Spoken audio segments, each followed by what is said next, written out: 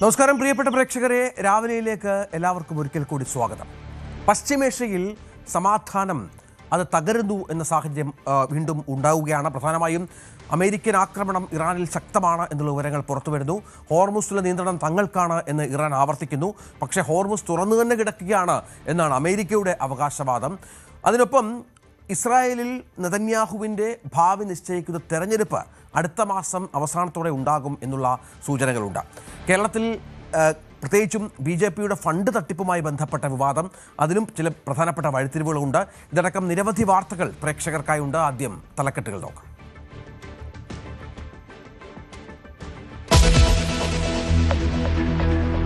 BJPയിലെ തെരഞ്ഞെടുപ്പ് ഫണ്ട് തട്ടിപ്പ് വിവാദം പുതിയ തലത്തിലേക്ക്. ആരോപണങ്ങൾ തള്ളി സംഘടനാ ജനറൽ സെക്രട്ടറി അനുമോദിച്ചു എന്ന വാദം പൊളിയുന്നു. തട്ടിപ്പ് ശരിവെക്കുന്ന തരത്തിൽ ദേശീയ സംഘടനാ ജനറൽ സെക്രട്ടറിയുടെ കത്ത് പുറത്ത്. പരാതിയിൽ സംസ്ഥാന നേതാക്കളുടെ പേരും കമ്മീഷൻ കണക്കുകളും. വട്ടിയൂർക്കാവിലേക്ക് കൊടികൾ വാങ്ങിയതിന് നൽകിയെന്ന് പറയുന്ന ബിൽ വ്യാജമെന്ന് സ്ഥാപന ഉടമയുടെ പരാതിയും.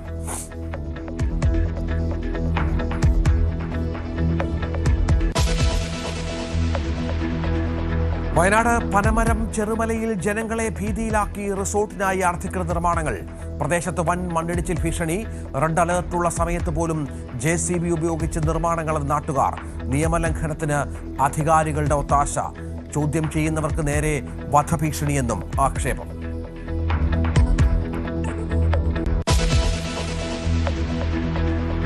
ഇറച്ചിക്കോഴി വില കുതിക്കുന്നു. കിലോയ്ക്ക് 186 രൂപയെത്തി. ഓണമെത്തുമ്പോഴേക്ക് റെക്കോർഡ് വിലയിലെത്തുമെന്ന് വ്യാപാരികൾ. കാരണമായത് കോഴിത്തീറ്റ വില കൂടിയത്. ബീഫിന്റെ വില വർധനയും ട്രോളിംഗ് നിരോധനവും മൂലം ചിക്കന് ആവശ്യക്കാരുമേറി.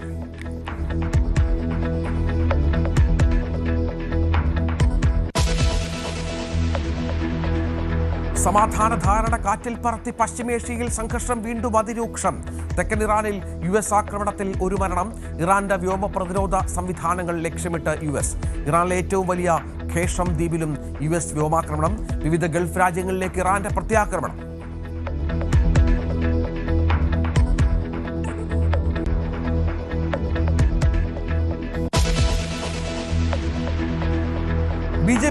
BJPയെ പിടിച്ചുലയ്ക്കുന്ന തെരഞ്ഞെടുപ്പ് ഫണ്ട് വിവാദം.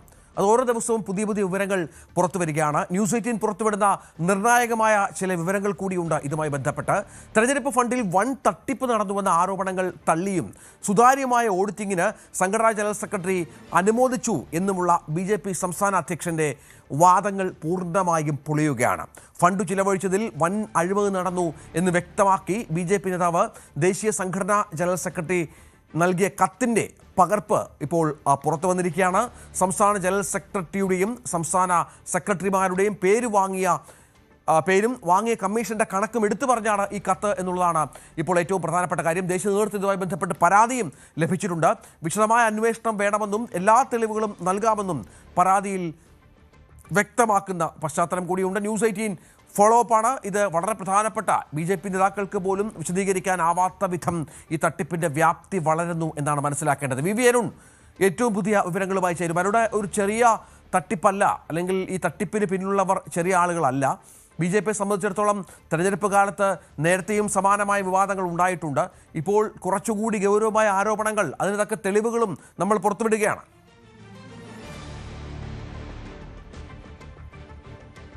തീർച്ചയായിട്ടും ആസൂത്രിതമായ ഒരു ഫണ്ട് തട്ടിപ്പ് BJPയിൽ നടന്നു എന്ന് വ്യക്തമാക്കുന്ന തെളിവുകളാണ് പുറത്തു വരുന്നത്. കഴിഞ്ഞ ഈ വാർത്തകൾ വന്നു തുടങ്ങിയ സമയത്ത് കഴിഞ്ഞ 9-ാം തീയതി BJPയുടെ സംസ്ഥാന അധ്യക്ഷൻ രാജീവ് ചന്ദ്രശേഖർ ഒരു വാർത്താക്കുറിപ്പ് പുറത്തിറക്കിയിരുന്നു. അന്ന് അദ്ദേഹത്തിന്റെ പേരിൽ ഒരു ലെറ്റർ പാഡിൽ 3 പേർക്ക് നടപടി എന്ന വാർത്ത വന്നതിന് പിന്നാലെയാണ് അദ്ദേഹം ഒരു വിശദീകരണവുമായി രംഗത്ത് വന്നത്. അദ്ദേഹം ഇങ്ങനെയാണ് അതിൽ പറയുന്നത്: BJP സംസ്ഥാന അധ്യക്ഷൻ എന്ന പേരിൽ സാമൂഹ്യ മാധ്യമങ്ങളിലും വാർത്താ ചാനലുകളിലും പ്രചരിക്കുന്ന BJPയുടെ ഓഫീസ് സർക്കുലർ സത്യവിരുദ്ധമാണ്. അത് പിന്നീട് അതിന്റെ യഥാർത്ഥ ചില ഓൺലൈൻ മാധ്യമങ്ങളാണ് അദ്ദേഹം പറയുമ്പോൾ ആ വിവരം, ആ ഒരു രേഖ പുറത്തുവിട്ടത്. പക്ഷേ യഥാർത്ഥ പകർപ്പ് പിന്നീട് News 18 പുറത്തുവിട്ടിരുന്നു. ഏതായാലും അതിനുശേഷം അദ്ദേഹം പറയുന്നത് തീർത്തും സുതാര്യമായ തെരഞ്ഞെടുപ്പ് സംവിധാനത്തിലാണ് തെരഞ്ഞെടുപ്പ് പ്രവർത്തനങ്ങൾ കേരളത്തിൽ പൂർത്തീകരിച്ചത് എന്നതിന്റെ തെളിവാണ്. തെരഞ്ഞെടുപ്പ് കഴിഞ്ഞ ദിവസങ്ങൾക്കുള്ളിൽ തന്നെ ദേശീയതലം മുതൽ സംസ്ഥാന, ജില്ലാ, നിയോജക മണ്ഡലം തലത്തിൽ വരെ പാർട്ടി ഓഡിറ്റിംഗ് ഭംഗിയായി പൂർത്തീകരിച്ച പാർട്ടിയാണ് BJP. ഇക്കാലത്ത് ദേശീയ സംഘടനാ ജനറൽ സെക്രട്ടറി തന്നെ നേരിട്ട് പാർട്ടി നേതാക്കളെയും പ്രവർത്തകരെയും അനുമോദിച്ചതുമാണ് എന്നാണ് അദ്ദേഹം അവകാശപ്പെട്ടത്. ഈ ഫണ്ട് തട്ടിപ്പുമായി ബന്ധപ്പെട്ട വാർത്തകൾ ശരിയല്ല എന്നും ബിജെപിയുടെ സംസ്ഥാന അധ്യക്ഷൻ വാർത്താക്കുറിപ്പിൽ അവകാശപ്പെട്ടിരുന്നു. എന്നാൽ വസ്തുതകൾ അതിന് ഘടകവിരുദ്ധമാണ്. വസ്തുതകൾ എന്ന് പറയുമ്പോൾ സ്വാഭാവികമായും ഇതിലുമായി ബന്ധപ്പെട്ട നിരവധി പരാതികൾ ബിജെപിക്ക് ലഭിച്ചിട്ടുണ്ട്, കേന്ദ്ര നേതൃത്വം ലഭിച്ചിട്ടുണ്ട്. അതിന് തെളിവുകളുമുണ്ട്. ആ തെളിവുകളാണ് ഇപ്പോൾ ന്യൂസ് 18 പുറത്തുവിടുന്നത്. ബിജെപിയുടെ സംസ്ഥാന ജനറൽ സെക്രട്ടറിയുടെയും 2 സെക്രട്ടറിമാരുടെയും ഒക്കെ പേരെടുത്തു പറഞ്ഞാണ് ഈ ഫണ്ട് തട്ടിപ്പിലെ ആരോപണങ്ങൾ ദേശീയ നേതൃത്വത്തിന്, ദേശീയ സംഘടനാ ജനറൽ സെക്രട്ടറി BL സന്തോഷിന് പരാതിയായി ലഭിച്ചത്. അതിൽ വളരെ കൃത്യമായി തന്നെ ഓരോ വിഭാഗത്തിലും എങ്ങനെയൊക്കെയാണ് തട്ടിപ്പ് നടന്നത്, എങ്ങനെയാണ് ക്രമക്കേട് നടന്നതെന്ന് വളരെ വ്യക്തമാക്കുന്ന ഒരു കത്താണ് BJP നേതൃത്വത്തിന് ലഭിച്ചിട്ടുള്ളത്. ഇതിനെ തുടർന്നാണ് BJP അതിൽ ഓഡിറ്റിംഗ് വിഭാഗം പരിശോധന ആരംഭിക്കുക ഇപ്പോൾ 3 പേരെ പുറത്താക്കുകയുമൊക്കെ ചെയ്തിട്ടുള്ളത്. ഏതായാലും ഇതിൽ വളരെ വ്യക്തമായി തന്നെ ഓരോ ആളുകളുടെയും പേര് എടുത്ത് പറയുന്നുണ്ട്. എന്തുകൊണ്ടാണ് ഇത്തരം ഒരു പരാതി നൽകാൻ ഇടയായതെന്ന കാര്യം സംഘടന ഈ തെരഞ്ഞെടുപ്പ് പ്രധാനപ്പെട്ട ചുമതല വഹിച്ച ഒരു ജില്ലാ നേതാവാണ് ഈ ഒരു പരാതി നൽകിയത്.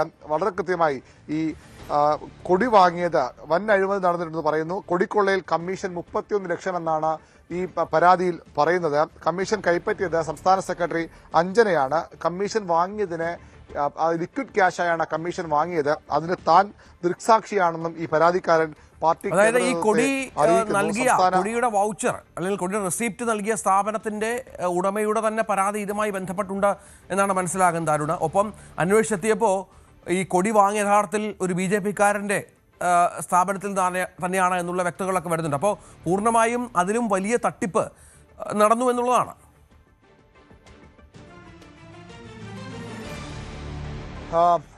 രഞ്ജിത്ത്, BJP കേന്ദ്ര നേതൃത്വമാണ് സംസ്ഥാനങ്ങൾക്ക് തെരഞ്ഞെടുപ്പ് പ്രചരണത്തിനുള്ള പാർട്ടി കൊടി നൽകുന്നത്. ഇത്തവണ അത് എത്താൻ വൈകി. അപ്പോഴാണ് ഇവിടെ നിന്ന് തന്നെ കൊടി വാങ്ങാൻ, അതും എത്ര കോടി രൂപയുടെ കൊടിയാണ് കൃത്യമായി കണക്കെനിക്ക് ലഭ്യമല്ല, ഏതായാലും 1 കോടി പരം രൂപയുടെ കൊടി വാങ്ങാനാണ് ആദ്യഘട്ടത്തിൽ തീരുമാനമെടുത്തത്. അതിലാണ് തട്ടിപ്പ് ആദ്യം നടക്കുന്നത്. കഴിഞ്ഞ ദിവസം വന്ന ഈ വൗച്ചർ രേഖകളൊക്കെ അതുമായി ബന്ധപ്പെട്ടതാണ്. ഈ കൊടി കൊള്ളയിൽ മാത്രം 31 ലക്ഷം രൂപ കമ്മീഷൻ അഞ്ജന കൈപ്പറ്റിയെന്ന സംസ്ഥാന സെക്രട്ടറി ആയിരുന്നു. അവരെ എല്ലാ ചുമതലയിൽ നിന്നും ഇതിനുശേഷം മാറ്റി നിർത്തിയിരിക്കുകയാണ്. അഞ്ജന കൈപ്പറ്റിയെന്നാണ് ദൃക്സാക്ഷി ആണ് താനെന്നുമായി പരാതിക്കാരൻ പറയുന്നത്. കേന്ദ്ര പാർട്ടി ശേഷം കൊടി നൽകിയിട്ടുണ്ട്. ആ കൊടി പാർട്ടി ഓഫീസ് കെട്ടിക്കിടക്കുന്നതിന്റെ ഒരു ചിത്രങ്ങളും ഒക്കെ ഇതിനകം തന്നെ നമുക്ക് ലഭ്യമായിട്ടുണ്ട്, സ്ക്രീനിലുണ്ട് എന്ന് ഞാൻ പ്രതീക്ഷിക്കുന്നു.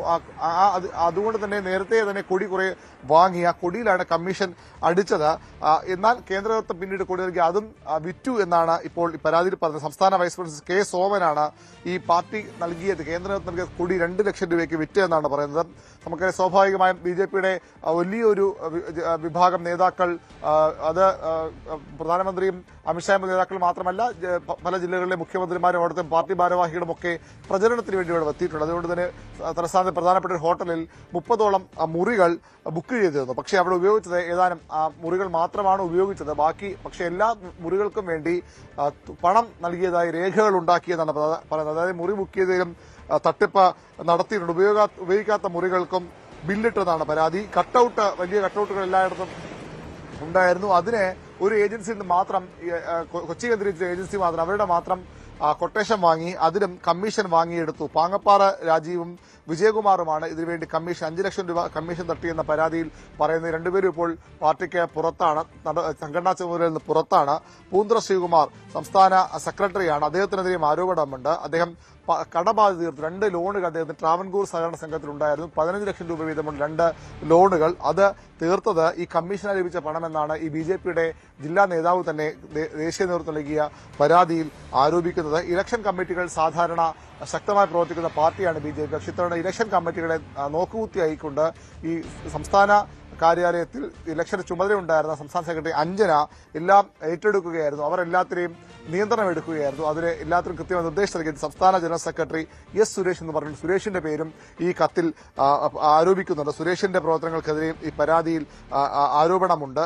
ഏതായാലും ഇങ്ങനെ നേതാക്കളുടെ പേര് എടുത്തു പറഞ്ഞാണ് ഇവിടെ ഈ പരാതി, 2 പേജുള്ള പരാതി കഴിഞ്ഞ മെയ് 26-ന് BJP-യുടെ സംഘടനാ ജനറൽ സെക്രട്ടറി BL സന്തോഷിന് ലഭിച്ചത്. ഇവിടെ പറയുന്നത് for travelling purpose vehicles were booked on a higher rate, a lesser amount has given to the owners and commission was grabbed from them also. Apart from General Secretary S. Suresh and Anjana, State Vice President K. Soman has sold BJP flags to constituency for an amount of ₹2 lakh. അങ്ങനെ സംസ്ഥാന സംഘടനാ general secretary സുരേഷിന്റെ പേര് പറയുന്നുണ്ട്. രണ്ട് സംസ്ഥാന സെക്രട്ടറിമാരുടെയും മറ്റു ഭാരവാഹികളുടെയൊക്കെ പേര് പറഞ്ഞുകൊണ്ടാണ് ഈ കത്ത് ഇദ്ദേഹം നൽകിയിരിക്കുന്നത്. ഒരു അദ്ദേഹം പറഞ്ഞു, I have witnessed all the aforesaid issues and willing to prove this. അതായത് എല്ലാ കാര്യങ്ങൾക്കും ഞാൻ സാക്ഷിയാണ്. അദ്ദേഹം വളരെ പ്രധാനപ്പെട്ട ചുമതലയോടെ പ്രവർത്തിച്ച ആളാണ് എന്ന് വേണം കരുതാൻ. അതുകൊണ്ട് എല്ലാ കാര്യങ്ങളും ഞാൻ ദൃക്സാക്ഷിയാണ്, എല്ലാ തെളിവുകൾ നൽകാൻ തയ്യാറാണ്. മാത്രമല്ല, ഇത് BJPയുടെ സംഘടനാ ജനറൽ സെക്രട്ടറി നൽകുമ്പോൾ ഈ സംസ്ഥാനത്ത് ചുമതലയുണ്ടാകുന്ന BJPയുടെ ദേശീയ നേതാവ് വിനോദ് ധാവ്ഡേക്ക് ഇക്കാര്യങ്ങളൊക്കെ അറിയാം, ഈ കൊടിയുടെ കാര്യമൊക്കെ അദ്ദേഹത്തിന് അറിയാമെന്ന് കൂടി അദ്ദേഹത്തെ കൂടി പരാമർശിച്ചുകൊണ്ടാണ് ഈ കത്ത് BJPയുടെ സംഘടനാ ജനറൽ സെക്രട്ടറിക്ക് നൽകിയിരിക്കുന്നത്. ഒരു തട്ടിപ്പും നടന്നിട്ടില്ല, എല്ലാ മാധ്യമ വാർത്തകളാണ്. BJPയുടെ തിളക്കമാർന്ന വിജയത്തിൽ അസൂയ പൂണ്ട മാധ്യമങ്ങൾ BJPക്കെതിരെ ഇത്തരം കുപ്രചരണങ്ങൾ അഴിച്ചുവിടുന്നുവെന്നാണ് BJPയുടെ സംസ്ഥാന അധ്യക്ഷൻ. ഇതിനിടയിലും സംസ്ഥാന അധ്യക്ഷന് ഇത്തരം വിശദീകരണങ്ങളുണ്ട്. അതിനിടയിലും പക്ഷേ കൂടുതൽ തെളിവുകൾ ഇതുമായി ബന്ധപ്പെട്ട് പുറത്തു വരുന്നു എന്നുള്ളതാണ് ഏറ്റവും പ്രധാനപ്പെട്ട ഒന്ന്. മറ്റൊരു വിവരം, തെരഞ്ഞെടുപ്പ് ഫണ്ട് കൊള്ളയിൽ പോലീസിലും പരാതി കിട്ടിയിട്ടുണ്ട് എന്നുള്ളതാണ്. വട്ടിയൂർക്കാവ് മണ്ഡലത്തിലേക്ക് കൊടി വാങ്ങിയെന്ന ബിൽ തന്റെ GST നമ്പർ ഉപയോഗിച്ച് വ്യാജമായി ഉണ്ടാക്കിയതാണെന്നാണ് വ്യാപാരിയുടെ പരാതി. BJP മണ്ഡലം ജനറൽ സെക്രട്ടറി കൂടിയായ പ്രമദചന്ദ്രൻ വെഞ്ഞാറമൂട് പോലീസിലാണ് പരാതി നൽകിയത്. പാർട്ടി സംസ്ഥാന അധ്യക്ഷനും പരാതി നൽകുമെന്ന് പ്രമദേന്ദ്രൻ ന്യൂസ് 8 പറഞ്ഞത് വളരെ പ്രധാനപ്പെട്ടതാണ്. പ്രമദേന്ദ്രന്റെ ഓഡിയോ, അതിന്റെ സംഭാഷണത്തിലേക്ക്. ബില്ല് വ്യാജമാണ്. നമുക്ക് 4 വർഷത്തിന് മുമ്പ് കമ്പ്യൂട്ടർ ബില്ലായിരുന്നു. അന്ന് വലിയ സെയിലൊക്കെ ഉണ്ടായ സമയത്ത്. ഇപ്പൊ സെയിലില്ലാത്തതുകൊണ്ട് 4 വർഷം കൊണ്ട് നമ്മുടെ ചെറിയ ബിൽ ബുക്കാണ്, കൈകൊണ്ട് എഴുതുന്ന ബില്ലാണ്. ഇതിൽ നമ്മൾ കമ്പ്യൂട്ടർ പ്രിന്റ് ചെയ്യില്ല. അതുമല്ല, ഇതില് ഏജൻസി തിരുവനന്തപുരം മാത്രമേ ഉള്ളൂ. ഇത് നമുക്കുള്ള ഏജൻസി കണിച്ചോട് വാമനപുരം എന്നാണ് നമ്മൾ ആ ഡ്രസ്സിൽ കിടക്കുന്നത്. GST നമ്പർ, FSSI നമ്പർ എല്ലാം നമ്മുടെ ബില്ലിൽ വരും. ഇതിൽ അങ്ങനെ ഒന്നുമില്ല, നമ്മുടെ സീലില്ല, നമ്മുടെ ഒപ്പില്ല. അതുപോലെ GST ബില്ല് ഇവർ കൊടുത്തിട്ടുണ്ടെങ്കിൽ ഇവർ ആരെയാണ് പൈസ കൊടുത്തത്? ഈ പൈസ കൊടുത്ത ആൾക്കാർ അവരെ കണ്ടെത്തണം. ഞാൻ പറഞ്ഞത് എനിക്ക് ഈ ഇവരെ അന്വേഷിച്ച് കണ്ടെത്തണം. ഈ നിങ്ങളുടെ നമ്പർ ഉപയോഗിച്ച് ഒരു ബില്ല് ഉണ്ടാക്കുകയാണ്. അതെ, ഈ നമ്മളെ ബില്ലിൽ വരുന്ന നമ്പർ എന്ന് പറഞ്ഞാൽ എന്റെ ഈ നമ്പരല്ല, എന്റെ ഒരു പഴയ മൊബൈൽ നമ്പറും വൈഫിന്റെ നമ്പറുമാണ് ആ ബില്ലിൽ കിടക്കുന്നത്. പക്ഷേ ഇതിൽ അടിച്ചിരിക്കുന്ന ബില്ലിൽ ഞാൻ ഇപ്പൊ ഉപയോഗിക്കുന്ന ഫോൺ നമ്പറിൽ ഒരക്കം മാറ്റി വെച്ചിരിക്കുന്നു. അപ്പം അത് പറഞ്ഞത് ചുരുക്കി പറഞ്ഞ ആ ബില്ലിൽ കൊടുത്തിരിക്കുന്ന മൊബൈൽ നമ്പർ പോലും തെറ്റാണ്. അപ്പൊ അത് വിളിച്ചാൽ കിട്ടാത്ത നമ്പർ ആയിരിക്കും. വിളിച്ച് തിരക്കാതിരിക്കാൻ വേണ്ടി ആയിരിക്കാം അവർ അങ്ങനെ ആ കള്ള നമ്പർ കൊടുത്തിരിക്കുന്നത്. ചേട്ടന് BJPയോടുള്ള ബന്ധം എന്താണ്? ഞാൻ BJPയുടെ മണ്ഡലം ജനറൽ സെക്രട്ടറിയാണ്. മണ്ഡലം ജനറൽ സെക്രട്ടറി ഇവിടെ വെഞ്ഞാറമൂടാണോ? വാമനപുരം. തെരഞ്ഞെടുപ്പ് പ്രവർത്തനമൊക്കെ ഉണ്ടായിരുന്നു. പക്ഷേ ഈ തെരഞ്ഞെടുപ്പ് പ്രവർത്തനത്തിലുണ്ടായിരുന്നു. പേരെന്താ? എന്റെ പേര് പ്രമദചന്ദ്രൻ. പ്രമദചന്ദ്രൻ. ഓക്കെ. വർഷമായിട്ട് BJP ഉള്ള ആളാണോ? ഇല്ല, ഞാനൊരു 2 വർഷം ആയേ ഉള്ളൂ. ഞാൻ CPIയിലായിരുന്നു. ഞാൻ CPI ലോക്കൽ കമ്മിറ്റി സെക്രട്ടറി ഒക്കെ ആയിരുന്നു. അതിൽ നിന്ന് ഞാൻ BJPയിലോട്ട് വന്നതാണ്. ഈ കൊടിയൊന്നും അവിടെ കച്ചവടമേ ഇല്ല. മണ്ഡലം ജനറൽ സെക്രട്ടറിയാണ്. ഇലക്ഷന്റെ ചുമതലയൊന്നും തന്നില്ലായിരുന്നു. ഞാൻ അങ്ങനെ എന്റെ 2 ബൂത്തിൽ ഞാൻ വർക്ക് ചെയ്തു. വേറെ പ്രവർത്തിക്കാനുള്ള ചുമതല തരാത്തതുകൊണ്ട് എന്റെ ബൂത്തിൽ മാത്രം ഇറങ്ങിയത് വർക്ക് ചെയ്തു. പിന്നെ ഇതിൽ എന്ന് പറഞ്ഞാൽ നമ്മളെ ബോർഡ് പുറത്താണ് നമ്മൾ പ്രദർശിപ്പിക്കുന്നത്. ബോർഡ് വെച്ചിട്ടുണ്ടായിരുന്നു. ഇപ്പം 2 ദിവസം മുമ്പാണ് എടുത്തങ്ങ് അകത്ത് വെച്ചത്. വേറെ എന്തോ ഇതിനടുത്ത് വെച്ചാണ്. ഈ ബോർഡിൽ നമ്മൾ GST നമ്പർ ഉണ്ട്, FSSI നമ്പർ ഉണ്ട്. അതില് യഥാർത്ഥ ഫോൺ നമ്പറും അതിലുണ്ട്. ബില്ലിലുള്ള ഫോൺ നമ്പരും ആ ബോർഡിലുണ്ട്. ഇതിൽ കളിച്ചിട്ടുള്ള നമ്മളെ രാഷ്ട്രീയ ശത്രുക്കളുണ്ട്. അവര് ആരാണോ ഈ നമ്പർ ഒന്ന് ഫോട്ടോ എടുത്ത് അയച്ചു കൊടുക്കുകയോ അല്ലെങ്കിൽ പിന്നെ വന്ന് നോക്കിയെടുത്ത് എന്തോ ചെയ്തിട്ടുണ്ട്. എന്തായാലും അത് പോലീസിന് പരാതി കൊടുത്തു. 4:30 CIക്കാണ്, വെഞ്ഞാറമൂട് CIക്കാണ് പരാതി കൊടുത്തത്. അതിന്റെ റെസീപ്റ്റ് ഉണ്ട്. പിന്നെ എന്തായാലും പരാതി അന്വേഷിക്കണം. പാർട്ടിക്കും പരാതി കൊടുക്കുന്നുണ്ടോ? പാർട്ടിക്ക് പരാതി കൊടുക്കുന്നു. ഞാനത് രാജീവ് ചന്ദ്രശേഖർജി സ്ഥലത്തില്ല എന്ന് പറയുന്നു. എന്തായാലും നാളെ ഇതിന്റെ ഉത്തരവാദിത്തപ്പെട്ട ആൾക്കാർക്ക് നാളെ തന്നെ പരാതി കൊടുക്കുന്നുണ്ട്. അതിനോട് വളരെ വ്യക്തമാണ്, ആസൂത്രിതമാണ്, ഗൂഢാലോചനയുണ്ട് ഇതിന് പിന്നിൽ. BJP പ്രവർത്തകനായ CPIയിൽ നിന്ന് BJPയിലേക്ക് വന്ന ഒരാളുടെ പേര് ഉപയോഗിച്ച്, അയാളുടെ സ്ഥാപനത്തിൻ്റെ അഡ്രസ്സ് ഉപയോഗിച്ച് തട്ടിപ്പ്. അതിൽ അദ്ദേഹം പറയുന്ന ഗൗരവമുള്ള കാര്യം എന്ന് പറയുന്നത് ഫോൺ നമ്പർ പോലും വ്യാജമായി ചേർത്തു, ഒരു നമ്പർ മാറ്റി തൻ്റെ. അങ്ങനെ വളരെ കൃത്യമായ ആസൂത്രണത്തോടെ നടത്തിയ വലിയ ഒരു തട്ടിപ്പാണ് ഇത്. പാർട്ടിയെ ചെറിയ തോതിലൊന്നുമല്ല ബാധിക്കുക, വലിയ തലകൾ ഇതുമായി ബന്ധപ്പെട്ട് ഉരുളേണ്ടി വരും.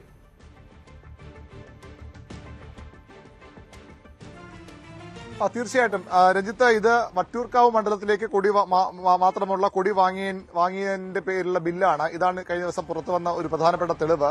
ഇതിൽ വട്ടിയൂർക്കാവ് മണ്ഡലത്തിലേക്ക് 3.25 ലക്ഷം രൂപ ഇതിൽ തട്ടിച്ചു. ഈ ബില്ലിന്റെ പേരിൽ തട്ടിച്ചു. അത് 3.25 ലക്ഷം രൂപയ്ക്കാണ് ഈ ബില്ല് നൽകിയിരിക്കുന്നത്. AR ഏജൻസീസ് എന്നാണ് കടയുടെ പേര്. അദ്ദേഹത്തിന്റെ കടയെന്ന് പറയാം. അദ്ദേഹത്തിന്റെ GST നമ്പറൊക്കെ വെച്ചാണ് തട്ടിപ്പ്. സ്വാഭാവികമായും ഈ പണം അദ്ദേഹത്തിന്റെ GST നമ്പറിൽ ആണ് പണം അടച്ചതെങ്കിൽ അദ്ദേഹത്തിന് കിട്ടേണ്ട പണമാണ്. അദ്ദേഹം പറയുന്നു ആ പണം എനിക്ക് കിട്ടിയിട്ടില്ല, ഇത് ആർക്ക് കൊടുത്ത പണമെന്നാണ് അദ്ദേഹം തന്നെ ചോദിക്കുന്നത്. മാത്രമല്ല ഇതിൽ അദ്ദേഹത്തിന്റെ കട ഒരു പലചരക്ക് കടയാണ്. അവിടെ സ്വാഭാവികമായും കൊടി വിൽക്കുന്ന ഒരു കടയുമല്ല. എന്നിട്ടും ഈ പണം എങ്ങനെ പോയി, എവിടെ പോയാണ് ചോദിക്കുന്നത്. അതായത് ഇദ്ദേഹത്തിന്റെ GST നമ്പർ ഉപയോഗിച്ച് വളരെ ആസൂത്രിതമായി ബോധപൂർവ്വം നടത്തിയ ഒരു തട്ടിപ്പാണിത്. അദ്ദേഹം പറഞ്ഞത് ശരിയാണെങ്കിൽ, അല്ലെങ്കിൽ ഈ കൊടി അദ്ദേഹത്തിന്റെ കടയിൽ നിന്ന് വാങ്ങിയിരിക്കണം. അവിടെ കൊടിയില്ലാതെ അദ്ദേഹം തന്നെ സമ്മതിക്കുന്നു. കൊടി വിൽക്കുന്ന കടയല്ല, പലചരക്ക് കടയാണ്. പലചരക്ക് കടയിൽ പാർട്ടി കൊടി വാങ്ങാൻ കഴിയുമോ എന്ന ചോദ്യമാണ് ഇവിടെ ഉയരുന്നത്. ഏതായാലും പ്രമദചന്ദ്രൻ ഈ വിഷയത്തിൽ ഇന്നലെ വെഞ്ഞാറമൂട് CIക്ക് പരാതി നൽകിയിട്ടുണ്ട്. വെഞ്ഞാറമൂട് പോലീസിൽ പരാതി നൽകിയിട്ടുണ്ട്. ഇന്ന് പാർട്ടി സംസ്ഥാന അധ്യക്ഷനെ പരാതി നൽകാനാണ് അദ്ദേഹത്തിന്റെ ആലോചന. 16-ാം തീയതി മാത്രമേ രാജീവ് ചന്ദ്രശേഖർ തിരുവനന്തപുരത്തേക്ക് എത്തുകയുള്ളൂ. അദ്ദേഹം വിദേശത്തു നിന്നാണ് നമുക്ക് മനസ്സിലാക്കാൻ കഴിയുന്നത്. 18-ാം തീയതി ഇപ്പോൾ BJPയുടെ സംസ്ഥാന കോർ കമ്മിറ്റി യോഗം വിളിച്ചു ചേർക്കാനാണ് ആലോചിച്ചിട്ടുള്ളത്. കടുത്ത പ്രതിഷേധത്തിനും അമർഷത്തിനുമാണ് രാജീവ് ചന്ദ്രശേഖരനുള്ളത്. കാരണം അദ്ദേഹം വളരെ പ്രതീക്ഷയോടു കൂടിയാണ് സംസ്ഥാനത്തേക്ക് എത്തിയത്. വലിയ വിജയം തെരഞ്ഞെടുപ്പിൽ ഉണ്ടാവുകയും ചെയ്തു. അദ്ദേഹം വിശ്വസിച്ച് ഒപ്പം നിർത്തിയ ആളുകൾ പോലും ഇങ്ങനെ ഫണ്ട് കൊള്ളയ്ക്ക് കൂട്ടുനിൽക്കുന്നുവെന്ന ഒരു വിവരമാണ് രാജീവ് ചന്ദ്രശേഖരൻ ലഭിച്ചത്. അതുകൊണ്ട് തന്നെ കടുത്ത നടപടികളിലേക്ക് പോകാൻ തന്നെയാണ് അദ്ദേഹത്തിന്റെ നിർദ്ദേശം. പക്ഷേ ഒരു പരിമിതി പ്രശ്നം BJPക്ക് മുന്നിലുള്ളത്. ഈ വാർത്തകളുടെ അടിസ്ഥാനത്തിൽ, ഇപ്പോൾ വരുന്ന ഈ തെളിവുകളുടെ അടിസ്ഥാനത്തിൽ നടപടിയെടുത്താൽ BJP വലിയ അഴിമതി നടത്തുന്ന പാർട്ടി എന്ന ഒരു വ്യാഖ്യാനം പുറത്തുണ്ടാകും. മറ്റു പാർട്ടികളിൽ നിന്ന് വ്യത്യസ്തമാണ് BJP. ഇടത് വലത് മുന്നണികൾ പതിറ്റാണ്ടുകളായി കേരളത്തെ കൊള്ളയടിക്കുകയാണ്, അവർ ജനങ്ങളെ പറ്റിക്കുകയാണ്. അതിന് പകരമാണ്, ബദലാണ് BJP സുതാര്യമായി തെരഞ്ഞെടുപ്പ് പ്രവർത്തനം നടത്തുന്ന പാർട്ടിയാണ്, നരേന്ദ്രമോദിയുടെ പാർട്ടിയാണെന്ന അവകാശവാദമൊക്കെയാണ് BJP തെരഞ്ഞെടുപ്പ് രംഗത്ത് ഉന്നയിച്ചത്. ആ പാർട്ടിയിൽ അവരുടെ ഓഫീസ് നിയന്ത്രിച്ച ആളുകൾ പോലും ഇത്തരത്തിൽ ക്രമക്കേടുകൾ കൂട്ടുനിന്നുവെന്ന വിമർശനം BJP നേതൃത്വത്തിൽ താങ്ങാവുന്ന ഒന്നല്ല. അതുകൊണ്ട് ഇതിപ്പോ അരുണ്, മറ്റൊരു പ്രധാനപ്പെട്ട കാര്യം പുറത്തു വന്നത് നേരത്തെ പറഞ്ഞതുപോലെ വട്ടിയൂർക്കാവ് മണ്ഡലത്തിലെ മാത്രം കണക്കാണ്. നമുക്കറിയാം കേരളമെമ്പാടും 140 സീറ്റുകളിലും മുന്നണിയായും അല്ലാതെയും മത്സരിച്ച പാർട്ടിയാണ് BJP. അപ്പോൾ അത്തരം കാര്യങ്ങളിലേക്ക് കൂടി അന്വേഷണം പോയാൽ ഇതിന്റെ വ്യാപ്തി വല്ലാതെ കൂടും. ഇപ്പോൾ മനസ്സിലാക്കേണ്ടത് ഒരു 3 അംഗ സമിതി അന്വേഷിക്കുന്നുണ്ട് ഈ വിഷയം. പക്ഷേ കേന്ദ്ര നേതൃത്വത്തിന് പരാതിയും പോയിട്ടുണ്ട്. എന്തെങ്കിലും ഇടപെടലോ ചോദ്യങ്ങളോ അത്തരത്തിലുള്ള എന്തെങ്കിലും മറ്റ് നടപടികളിലേക്കോ കേന്ദ്ര നേതൃത്വം അടക്കം കടക്കും, ഗൗരവമായി വിഷയത്തെ കാണുമെന്ന് പ്രതീക്ഷിക്കാമോ? അങ്ങനെ തന്നെ കരുതേണ്ടി വരും. കാരണം ഇത് കേവലം തിരുവനന്തപുരത്തെ മാത്രം ഒരു പ്രശ്നമല്ല. തിരുവനന്തപുരത്ത് അവരുടെ സംസ്ഥാന ആസ്ഥാനം ഉള്ളതുകൊണ്ട് തന്നെ പ്രധാനപ്പെട്ട നേതാക്കളുടെ കേന്ദ്രീകരണം മാത്രമാണ്. T20 സ്ഥാനാർത്ഥികളെ കണ്ടെത്തിയതിൽ വലിയ വിമർശനങ്ങൾ ഉയർന്നു വന്നതാണ്. BJP പാർട്ടിക്ക് സ്ഥാനാർത്ഥികളില്ലാത്തയിടങ്ങളിൽ സിനിമാ താരങ്ങളെ, പല പ്രശസ്ത സിനിമാ താരങ്ങൾ ഇത്തവണ BJPക്ക് വേണ്ടി തെരഞ്ഞെടുപ്പിൽ മത്സരിച്ചു. അത് കേവലം BJPയോടുള്ള ഇഷ്ടമോ നരേന്ദ്രമോദിയോടുള്ള ഇഷ്ടമോ ഒന്നുകൊണ്ടും അല്ല. പകരം BJP നേതൃത്വം വലിയ രീതിയിൽ ഇതിന് പണം ചെലവാക്കി എന്ന ആരോപണമാണ് ഉയർന്നു വരുന്നത്. എറണാകുളം കേന്ദ്രീകരിച്ച് പ്രവർത്തിക്കുന്ന ഒരു തീവ്ര ഹിന്ദു സംഘടനാ നേതാവ്, തീവ്ര നിലപാടുകൾ എടുക്കുന്ന ഒരു സംഘടനാ നേതാവ് ഇതിന് ഇടനില നിന്നു എന്ന പരാതിയാണ് വരുന്നത്. അതിലും വലിയ തട്ടിപ്പ് നടന്നിട്ടുണ്ട്. ശരി അരുൺ, ശരി. അവിടെ ശക്തമായ കനത്ത മഴ പെയ്യുന്ന ഒരു സ്ഥലത്താണ് അരുൺ നിൽക്കുന്നത്. ഏതായാലും വിശദമായി തന്നെ നമ്മൾ ഈ വാർത്ത ചർച്ച ചെയ്തു. വലിയ തട്ടിപ്പ് വിവാദം BJP തെരഞ്ഞെടുപ്പ് ഫണ്ടുമായി ബന്ധപ്പെട്ട് ഉയരുന്നു. പാർട്ടിയെ വല്ലാതെ പ്രതിരോധത്തിലാക്കുന്നു. പാർട്ടി നേതൃത്വം പോലും ഈ വിഷയവുമായി ബന്ധപ്പെട്ട് എന്ത് ചെയ്യുമെന്ന് അറിയാതെ ആശയക്കുഴപ്പത്തിലാണ് എന്നുള്ള വിവരങ്ങൾ തന്നെയാണ് പുറത്തു വരുന്നത്. ഓരോ ദിവസവും തട്ടിപ്പിന്റെ വ്യാപ്തി കൂടുന്നു. അതിന്റെ കണക്കുകളും രേഖകളും മറ്റും പുറത്തു വരുന്നു എന്നുള്ളതാണ് ഏറ്റവും പ്രധാനം. മറ്റു വാർത്തയിലേക്ക്. നവകേരള യാത്രയ്ക്കിടെ ആലപ്പുഴയിൽ യൂത്ത് കോൺഗ്രസ് പ്രവർത്തകരെ മർദ്ദിച്ച കേസ് അട്ടിമറിച്ച സംഭവത്തിൽ പ്രത്യേക അന്വേഷണ സംഘത്തിന്റെ റിപ്പോർട്ട് DGP റവാഡ ചന്ദ്രശേഖർ ഇന്ന് ആഭ്യന്തരമന്ത്രിക്ക് കൈമാറാൻ സാധ്യത. DGP നേരത്തെ നിയമോപദേശം ഈ വിഷയവുമായി ബന്ധപ്പെട്ട് തേടിയിരുന്നു. നിയമോപദേശവും MR അജിത് കുമാറിന്റെ വിശദീകരണവും ഉൾപ്പെടുത്തിയായിരിക്കും DGP റിപ്പോർട്ട് നൽകുക. ഡാൻ കുര്യന്റെ റിപ്പോർട്ട്. നവകേരള യാത്രയ്ക്കിടെ മുഖ്യമന്ത്രിയായിരുന്ന പിണറായി വിജയന്റെ ഗൺമാൻമാർ യൂത്ത് കോൺഗ്രസ് KSU പ്രവർത്തകർക്ക് നേരെ നടത്തിയ മർദ്ദനവുമായി ബന്ധപ്പെട്ട് പ്രത്യേക അന്വേഷണ സംഘം നടത്തിയ അന്വേഷണത്തിന്റെ അന്തിമ റിപ്പോർട്ടാണ് ഇന്ന് ആഭ്യന്തരമന്ത്രി രമേശ് ചെന്നിത്തലയ്ക്ക് സംസ്ഥാന പോലീസ് മേധാവി റവാഡ ചന്ദ്രശേഖർ കൈമാറുക. ഈ റിപ്പോർട്ടിൽ ഗുരുതരമായ കൃത്യവിലോപം അല്ലെങ്കിൽ വലിയ തരത്തിലുള്ള ക്രമവിരുദ്ധമായ നടപടികൾ ഉദ്യോഗസ്ഥരുടെ ഭാഗത്തു നിന്ന് ഉണ്ടായിട്ടുണ്ട് എന്ന് വ്യക്തമാക്കുന്ന വിവരങ്ങൾ പരാമർശിച്ചിട്ടുണ്ട് എന്ന സൂചനകളാണ് ലഭിക്കുന്നത്. അതിൽ കൃത്യമായ നടപടിയെടുക്കണമെന്ന കാര്യവും റിപ്പോർട്ടിൽ ഉണ്ട് എന്നാണ് സൂചന. ഷൗക്കത്ത് അലിയുടെ നേതൃത്വത്തിലുള്ള പ്രത്യേക സംഘമായിരുന്നു ഇതുമായി ബന്ധപ്പെട്ട അന്വേഷണം നടത്തിയത്. ഈ അന്വേഷണത്തിൽ 5 പേരെ സർവീസിൽ നിന്ന് സസ്പെൻഡ് ചെയ്തുകൊണ്ട് അവരുടെ മൊഴിയെടുക്കുന്നതടക്കമുള്ള നടപടിക്രമങ്ങൾ പൂർത്തിയാക്കിയിരുന്നു. അതിനുശേഷമാണ് ഇതിൽ ഈ അന്വേഷണ റിപ്പോർട്ടിൽ തിരുത്തൽ വരുത്താൻ ക്രമസമാധാന ചുമതലയുള്ള ADGP ആയിരുന്ന MR അജിത് കുമാറിന്റെ ഭാഗത്ത് നിന്ന് ബോധപൂർവമായ സമ്മർദ്ദമുണ്ടായി എന്ന വിവരങ്ങൾ കൂടി പുറത്തു വരുന്നത്. അത്തരത്തിൽ ആദ്യം അന്വേഷണം നടത്തിയ സംഘം അതുമായി ബന്ധപ്പെട്ട ചില മൊഴികൾ SITക്ക് നൽകിയിരുന്നു. ആ പശ്ചാത്തലത്തിൽ MR അജിത് കുമാറിന്റെ മൊഴിയും ഈ കേസുമായി ബന്ധപ്പെട്ട് SIT രേഖപ്പെടുത്തിയിട്ടുണ്ട്. അതോടൊപ്പം കഴിഞ്ഞ ദിവസം ഇതിൽ നിയമോപദേശം തേടുന്ന തരത്തിലേക്ക് കൂടി സംസ്ഥാന പോലീസ് മേധാവി കടക്കുന്ന ഒരു സാഹചര്യമുണ്ടായിരുന്നു. ഇതുമായി ബന്ധപ്പെട്ട് ലഭിച്ചിരിക്കുന്ന നിയമോപദേശത്തിന്റെ കൂടി അടിസ്ഥാനത്തിൽ MR അജിത് കുമാറിന്റെ വിശദീകരണം കൂടി ഉൾപ്പെടുത്തിക്കൊണ്ടാണ് ഈ അന്തിമ റിപ്പോർട്ട് സംസ്ഥാന പോലീസ് മേധാവി ആഭ്യന്തരമന്ത്രിക്ക് കൈമാറുക. ഇനി സർക്കാരിന്റെ ഭാഗത്തുനിന്ന് ഏത് തരത്തിലുള്ള തുടർ നീക്കങ്ങളാകും വിഷയത്തിൽ ഉണ്ടാകുക എന്നതാണ് ശ്രദ്ധേയം. KSRTCയിൽ സ്ത്രീകൾക്ക് നടപ്പിലാക്കിയ സൗജന്യ യാത്രാ പദ്ധതി സ്വകാര്യ ബസ് മേഖലയ്ക്കുണ്ടാക്കിയ പ്രശ്നങ്ങൾ ചർച്ച ചെയ്യുന്നതിന് സ്വകാര്യ ബസ് ഉടമകളുമായി സർക്കാർ ഇന്ന് ചർച്ച നടത്തുകയാണ്. വരുമാന നഷ്ടമുണ്ടാകുന്നത് ചൂണ്ടിക്കാട്ടി ശക്തമായ പ്രതിഷേധമാണ് സ്വകാര്യ ബസ് ഉടമകൾ ഇപ്പോൾ ഉയർത്തിക്കൊണ്ടിരിക്കുന്നത്. സംസ്ഥാനത്ത് ഇറച്ചിക്കോഴി വില റെക്കോർഡിലേക്ക്.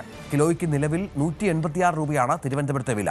ഓണം എത്തുന്നതോടെ കിലോയ്ക്ക് വില 200 കടക്കുമെന്നാണ് വ്യാപാരികൾ പറയുന്നത്. തീറ്റയുടെ വില കൂടിയത് ഒരു പ്രധാന പ്രശ്നമാണ്.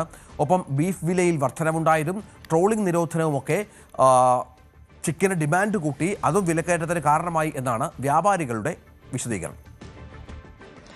സംസ്ഥാനത്ത് ഇറച്ചിക്കോഴിയുടെ വില ക്രമാതീതമായി കുതിച്ചുയരുകയാണ്. എന്താണ് കാരണമെന്ന് ആളുകൾക്കൊക്കെ സംശയമുണ്ട്.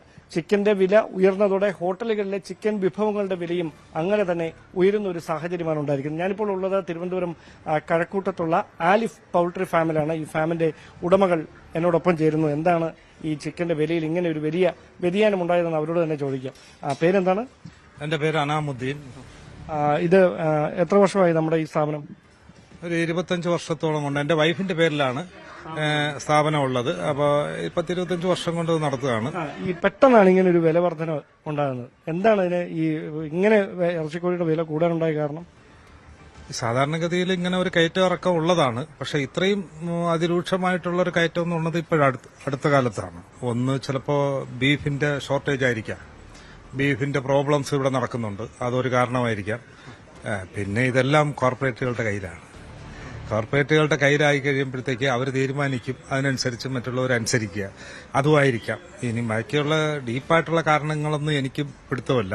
ഈ കാലിത്തീറ്റ അല്ലെങ്കിൽ ഈ ഇതിന് കൊടുക്കുന്ന ഈ തീറ്റയുടെ വിലയിൽ കാരണങ്ങളുണ്ടാവാം. കാരണം എന്ന് പറഞ്ഞു കഴിഞ്ഞാൽ പെട്രോൾ ഡീസലിന്റെ വില കൂടിയിട്ടുണ്ട്. അപ്പൊ അതിലൂടെ അസംസ്കൃത വസ്തുക്കൾക്ക് എല്ലാത്തിനും വില കൂടിയിട്ടുണ്ട്.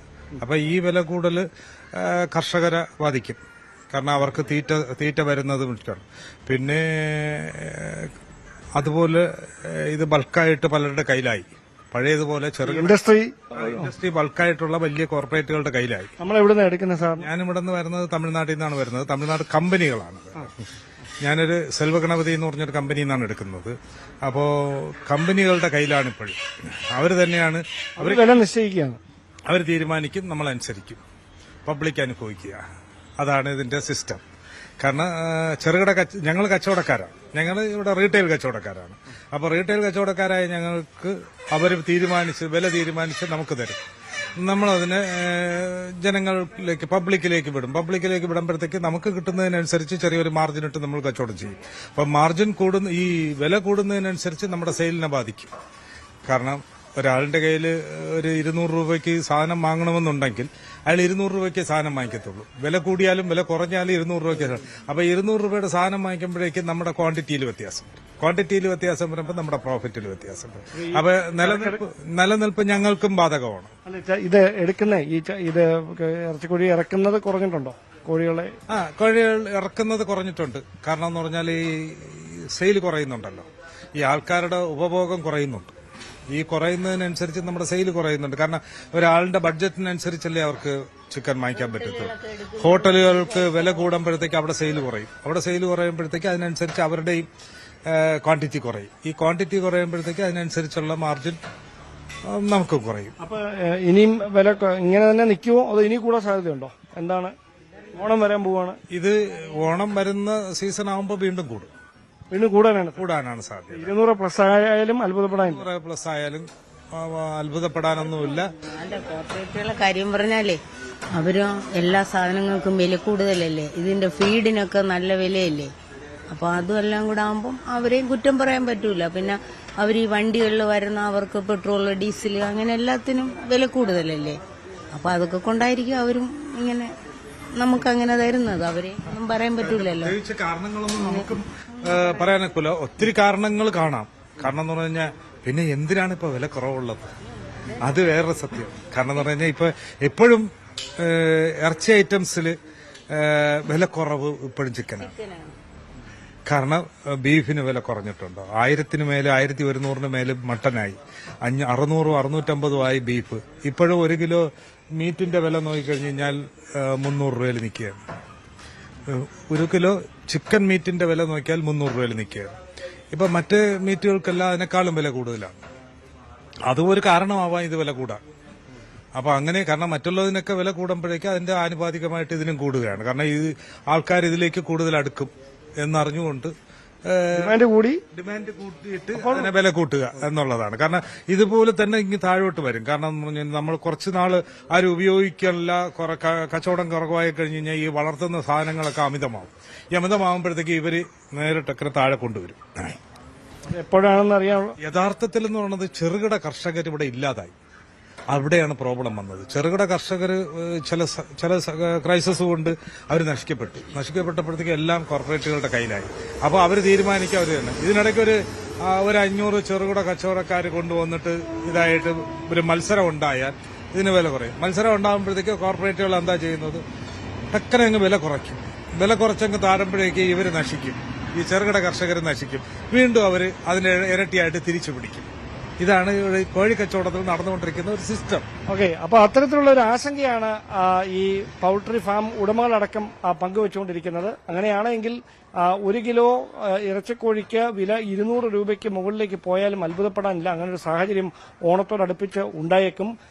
കോഴിക്ക് വില കൂടിയാൽ ഉണ്ടാകുന്ന പ്രശ്നം ഹോട്ടൽ ഭക്ഷണങ്ങളുടെ വിലയും അങ്ങനെ തന്നെ ചിക്കൻ ഉപയോഗിച്ചുള്ള വിഭവങ്ങളുടെ വിലയും കൂടുന്ന ഒരു സാഹചര്യമാണ് ഉണ്ടാകുക. എന്തായാലും ഈ ചിക്കന്റെ ഉപഭോഗത്തിൽ അത്ര കുറവില്ല. കാരണം മലയാളികൾക്ക് നോൺ വെജ് വിഭവങ്ങൾ ഏറ്റവും പ്രിയമുള്ള ഒന്നാണ് ബീഫും ചിക്കനും. അതിൽ ബീഫ് കിട്ടാനില്ല. ചിക്കന്റെ വിലയും അങ്ങനെ തന്നെ കൂടുന്ന ഒരു സാഹചര്യമാണ് ഇപ്പോൾ ഉണ്ടായിരിക്കുന്നത്. ക്യാമറമാൻ സന്തോഷ് കുമാറിനൊപ്പം ഡാൻ കുര്യൻ, ന്യൂസ് 18. നെന്മാറ ഇരട്ടക്കൊലക്കേസിൽ ശിക്ഷാവിധി ഇന്നുണ്ടാകും. പാലക്കാട് അഡീഷണൽ സെഷൻസ് കോടതിയാണ് വിധി പറയുക. 4 മാസം നീണ്ട വിചാരണ നടപടികൾക്ക് ശേഷമാണ് കേസിൽ അന്തിമവാദം പൂർത്തിയായത്. 82 സാക്ഷികളെ വിസ്തരിച്ചു. ഇതിൽ 46 പേരുടെ മൊഴി പ്രതിയെ വായിച്ചു കേൾപ്പിക്കുകയും ചെയ്തു. എന്നാൽ തനിക്കെതിരെയുള്ള തെളിവുകളെല്ലാം പ്രതി ചെന്താമര നിഷേധിക്കുകയാണ് ചെയ്തത്. 2025 ജനുവരി 27-നാണ് നെന്മാറ പോത്തുണ്ടി സ്വദേശി സുധാകരനെയും അമ്മ ലക്ഷ്മിയെയും ചെന്താമര വീട്ടിലെത്തി വെട്ടിക്കൊലപ്പെടുത്തിയത്. നേരത്തെ സുധാകരന്റെ ഭാര്യ സജിതയെയും ചെന്താമര കൊലപ്പെടുത്തിയിരുന്നു. ഈ കേസിന്റെ വിചാരണയ്ക്കിടെ പരോളിലിറങ്ങിയ സമയത്തായിരുന്നു ഈ കൊലപാതകം. CV അനുമോദ് വിവരങ്ങളുമായി ചേരും. അനുമോദ്, ഒറ്റ പ്രതി മാത്രമുള്ള ഒരു കേസാണ്. ഈ ചെന്താമരയുടെ അഭിഭാഷകന്റെ നിരവധി വാദങ്ങളുണ്ട്. പക്ഷേ പരമാവധി ശിക്ഷയ്ക്കായുള്ള പ്രോസിക്യൂഷന്റെ നീക്കം അത് എങ്ങനെ കോടതി കാണും എന്ന് നമുക്കറിയണം. എന്തൊക്കെയാണ് വിശദാംശങ്ങൾ?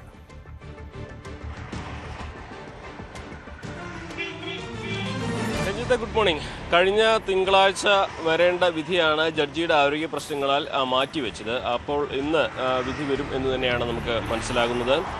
ഇന്ന് രാവിലെ ചെന്താമര കുറ്റക്കാരനല്ലയോ എന്ന് വിളിക്കും. അതിനുശേഷം ശിക്ഷാവിധി എപ്പോൾ വരുമെന്നുള്ളതും രാവിലെയാണ് അറിയാൻ കഴിയും. ഒരുപക്ഷെ ഇന്ന് തന്നെ ഉണ്ടാകും, അതല്ലെങ്കിൽ അതിൻ്റെ വാദപ്രതിവാദത്തിന് വേണ്ടി മാറ്റിവെക്കുമോ എന്നുള്ളത് അറിയേണ്ടതുണ്ട്. നമുക്കറിയാം, കേരളത്തിൽ തന്നെ ഒന്നാകെ നടുക്കിയ ഒരു കൊലപാതകമായിരുന്നു പോത്തുണ്ടി നെന്മാറയിലേത്. ഇരട്ടക്കൊലപാതകം 2025 ജനുവരി 27-നായിരുന്നു ഈ ഒരു ഇരട്ടക്കൊല സുധാകരൻ്റെയും അമ്മയുടെ ലക്ഷ്മിയുടെയും കൊലപാതകം ചെന്താമര ചെയ്തത്. പക്ഷേ ഇതൊരു തുടർച്ചയായിരുന്നു. അതിനു മുമ്പ് 2019-ൽ സജിതയെ, സുധാകരൻ്റെ ഭാര്യയെ വെട്ടിക്കൊന്ന ചെന്താമര അയാൾ ജാമ്യത്തിലിറങ്ങിയപ്പോഴാണ് ഈ 2 പേരെയും വെട്ടിക്കൊന്നത്. തൻ്റെ കുടുംബം ഇല്ലാതാകാൻ കാരണം ഇവരാണെന്ന തെറ്റിദ്ധാരണ, അല്ലെങ്കിൽ അത്തരത്തിലുള്ള ധാരണയാണ് ഈ കൊലപാതകത്തിലേക്ക് നയിച്ചതെന്ന് പോലീസും കണ്ടെത്തിയിരുന്നു. അങ്ങനെ വ്യക്തിവൈരാഗ്യം, ആസൂത്രിത കൊലപാതകം തുടങ്ങി ഒട്ടേറെ കാര്യങ്ങൾ ഈ ഒരു കേസിൻ്റെ വിചാരണ വേളയിൽ പ്രോസിക്യൂഷൻ കോടതിക്ക് മുമ്പാകെ ഹാജരാക്കിയിട്ടുണ്ട്.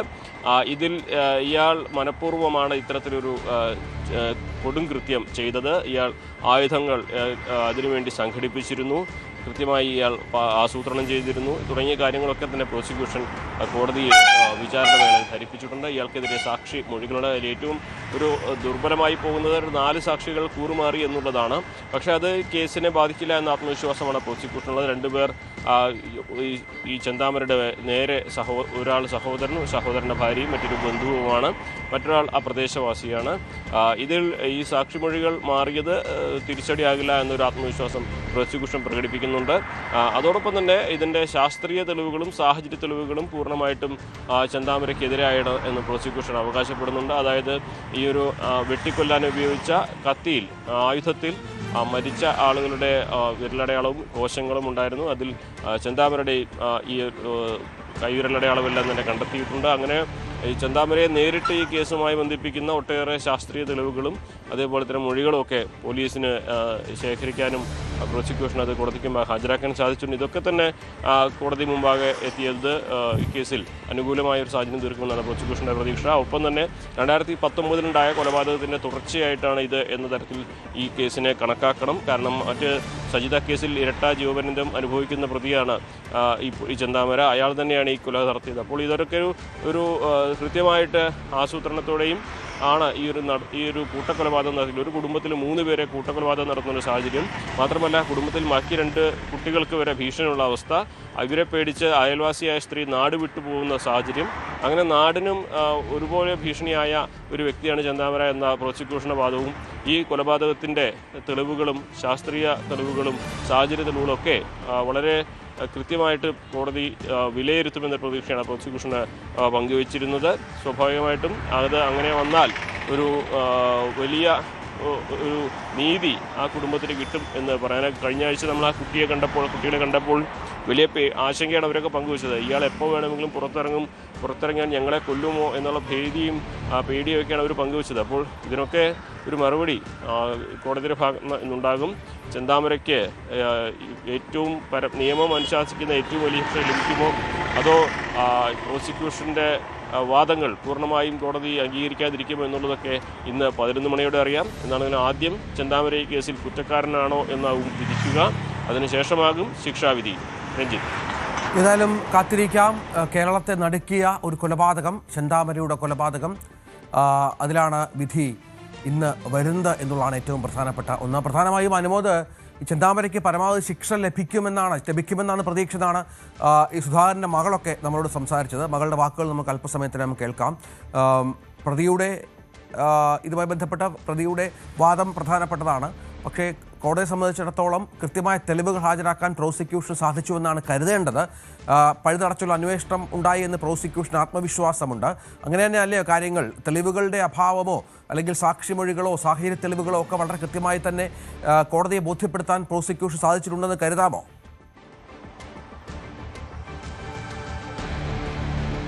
പ്രോസിക്യൂഷൻ്റെ അവകാശം അത് അങ്ങനെയാണ്. കഴിഞ്ഞ ആഴ്ച നമ്മൾ പ്രോസിക്യൂട്ടർ അഡ്വക്കേറ്റ് വിജയകുമാറിനോട് സംസാരിച്ചപ്പോൾ അദ്ദേഹവും പങ്കുവച്ച ആത്മവിശ്വാസം അത് തന്നെയാണ്. നേരത്തെ ഞാൻ സൂചിപ്പിച്ചതുപോലെ സാഹചര്യ തെളിവുകൾ, അതായത് ഈ ചെന്താമര ഈ ഒരു കൃത്യത്തിന് വേണ്ടി ഒരുങ്ങിയിരുന്നുവെന്നും കൃത്യം ചെയ്തതിന് ശേഷം കണ്ടുവെന്നും കൃത്യമായി തെളിവ് മൊഴി നൽകിയവരുണ്ട്.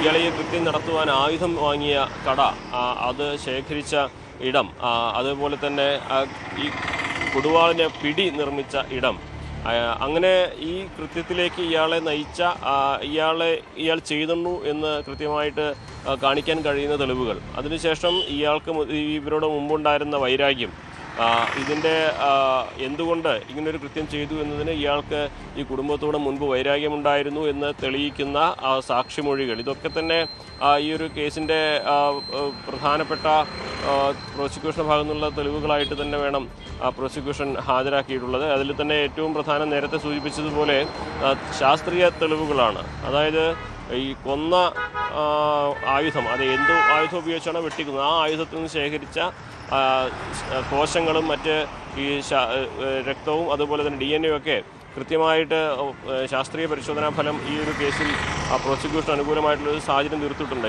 ആ ഒരു ആയുധത്തിൽ ഇയാളുടെ വിരലടയാളങ്ങളും കണ്ടെത്തിയിട്ടുണ്ട്. അപ്പോൾ കൃത്യമായിട്ട് ഈ ഒരു ആയുധം ഉപയോഗിച്ച് ഇയാളാണ് വെട്ടിക്കൊന്നതെന്ന് ശാസ്ത്രീയമായിട്ടും തെളിയിക്കാനുള്ള സാഹചര്യങ്ങൾ ഉണ്ട് എന്ന് കോടതിയിൽ പ്രോസിക്യൂഷൻ വ്യക്തമാക്കിയിട്ടുണ്ട്. 4 പേരുടെ മൊഴിമാറ്റം അത് കാര്യമായിട്ട് ഇതിനെ ബാധിക്കില്ല എന്ന് തന്നെയാണ് കോടതിയിൽ പ്രോസിക്യൂഷൻ വിലയിരുത്തുന്നത്. പ്രധാനമായിട്ടും അത് കൂറുമാറുമെന്ന് തന്നെ അവർ മുൻകൂട്ടി ഒരു വിലയിരുത്തലുണ്ടായിരുന്നു. അതിനനുസരിച്ചുള്ള തെളിവുകൾ തന്നെയാണ് ഹാജരാക്കിയിട്ടുള്ളത് എന്ന് പ്രോസിക്യൂഷൻ അവകാശപ്പെടുന്നുണ്ട്. ഇവിടെ ഇതൊരു ഒറ്റയ്ക്ക് അല്ലെങ്കിൽ ഒരു ഒറ്റപ്പെട്ട സംഭവമല്ല, തുടർച്ചയാണ് ഈ ഒരു കൊലപാതകമെന്ന് കൃത്യമായിട്ട് ആളുകൾ അല്ലെങ്കിൽ കോടതിയിൽ ഒരു സന്ദേശം നൽകുവാൻ അത് ഈ ഒരു കേസിൻ്റെ ഗതി നിർണ്ണയിക്കുന്നതിൽ പ്രധാനമായിട്ടുള്ള ഒന്ന് തന്നെയാകും. അതേപോലെ തന്നെ ഈ മുൻപ് ഇരട്ട ജീവപര്യന്തം വിധിച്ച സജിത കേസിൽ ഇരട്ട ജീവപര്യന്തം വിധിച്ച അതേ കോടതി തന്നെയാണ് ഈ കേസും പരിഗണിക്കുന്നത്. അപ്പോൾ മുൻപത്തെ ഈ ശിക്ഷാവിധിയും ഈ കേസിൻ്റെ വിധി നിർണ്ണയിക്കുന്നതിൽ ഒരുപക്ഷെ പരിഗണിക്കുന്ന സാഹചര്യം അല്ലെങ്കിൽ പ്രധാനപ്പെട്ട ഒരു പോയിന്റ് ആകുന്ന ഒരു സാഹചര്യം കൂടിയുണ്ട്. അങ്ങനെ പലവിധ തെളിവുകൾ അല്ലെങ്കിൽ പലവിധ കാര്യങ്ങൾ ഈ ഒരു കേസിൽ ചെന്താമരയ്ക്കെതിരായിട്ടുണ്ട്. പക്ഷേ കോടതിക്ക് മുമ്പാകെ വേണ്ടത് തെളിവുകൾ തന്നെയാണ്. ഇയാൾ ഈ കുറ്റം ചെയ്തോ ഇല്ലയോ എന്ന് പ്രോസിക്യൂഷൻ പൂർണ്ണമായിട്ടും തെളിയിക്കാൻ സാധിക്കും എന്ന് തീർച്ചയായും അതാണ് സാഹചര്യം. ഏതായാലും സുധാകരന്റെ മകൾ അഖില ന്യൂസ് 18നോട് സംസാരിച്ചിരുന്നു. പ്രതിക്ക് പരമാവധി ശിക്ഷ കിട്ടുമെന്നുള്ള പ്രതീക്ഷ അഖില പങ്കുവച്ചു. അഖിലയുടെ വാക്കുകളിലേക്ക്. പരമാവധി ശിക്ഷ തന്നെ കിട്ടണം. അമ്മൻ്റെ കേസിൽ അയാൾക്ക് ശിക്ഷ കിട്ടിയത് ഓക്കെയാണ്, അതേപോലെ ഇതിലും ഇതാക്കണം. ഇനി അയാൾക്ക് പരോള് കിട്ടണ്ട എന്നാണ് നമ്മൾ ഇതാക്കണം. ഇനിയും അയാൾ ഇറങ്ങിക്കഴിഞ്ഞാൽ ആരുടെയെങ്കിലും ജീവൻ പോകും. ഇപ്പോൾ എൻ്റെ ആയാലും ചേച്ചിൻ്റെ ആയാലും പോത്തുണ്ടിത്തെ ആരുടെ ആണെങ്കിലും ജീവൻ എന്തായാലും പോകും. അപ്പോൾ അയാൾക്ക് പരോള് കിട്ടണ്ട എന്നാണ് നമ്മൾ ഇതാക്കുന്നത്. അയാൾ ഇറങ്ങിയാലും ഒരാളുടെ ജീവൻ പോകും. അപ്പോൾ നമ്മൾ ഇപ്പോൾ വെളിയിൽ എവിടേക്കെങ്കിലും പോവുകയാണെങ്കിൽ അയാളെ പോലെയുള്ള മുഖസാദൃശ്യമൊക്കെ ഉള്ളവരെ കണ്ടാൽ നമുക്ക് ടെൻഷനാണ്. അയാൾ ഇനി എങ്ങാനും ചാടിയോ എന്നുള്ളത് അപ്പോൾ നല്ല ടെൻഷനൊക്കെ ഉണ്ട്. മറ്റു വാർത്തയിലേക്ക്. സമാധാന ധാരണ അപ്രസക്തമാക്കി പശ്ചിമേഷ്യയിൽ ഇറാൻ അമേരിക്ക സംഘർഷം രൂക്ഷമാണ്. തെക്കൻ ഇറാനിലെ ഹോർമുസ്ഗാൻ പ്രവിശ്യയിൽ US വ്യോമാക്രമണത്തിൽ ഒരാൾ കൊല്ലപ്പെട്ടു എന്നുള്ള വളരെ പ്രധാനപ്പെട്ട വിവരം കൂടി പുറത്തുവരുന്നുണ്ട്. ഈ കൊല്ലപ്പെട്ടത് ഒരു ടെലികമ്മ്യൂണിക്കേഷൻ ഉദ്യോഗസ്ഥനാണ് എന്ന ചില സംശയങ്ങളുണ്ട്. കാരണം ഈ ടെലികമ്മ്യൂണിക്കേഷൻ മേഖലയെ ആശയവിനിമയ സംവിധാനങ്ങളെ തകർക്കുക എന്നുള്ളത് ഇപ്പോൾ അമേരിക്കയുടെ പ്രധാന ലക്ഷ്യമാണ്. ഇറാന്റെ മിസൈൽ വ്യോമ പ്രതിരോധ സംവിധാനങ്ങൾ ലക്ഷ്യമിട്ടും US-ന്റെ ആക്രമണം കാര്യമായി തുടരുന്നുണ്ട്.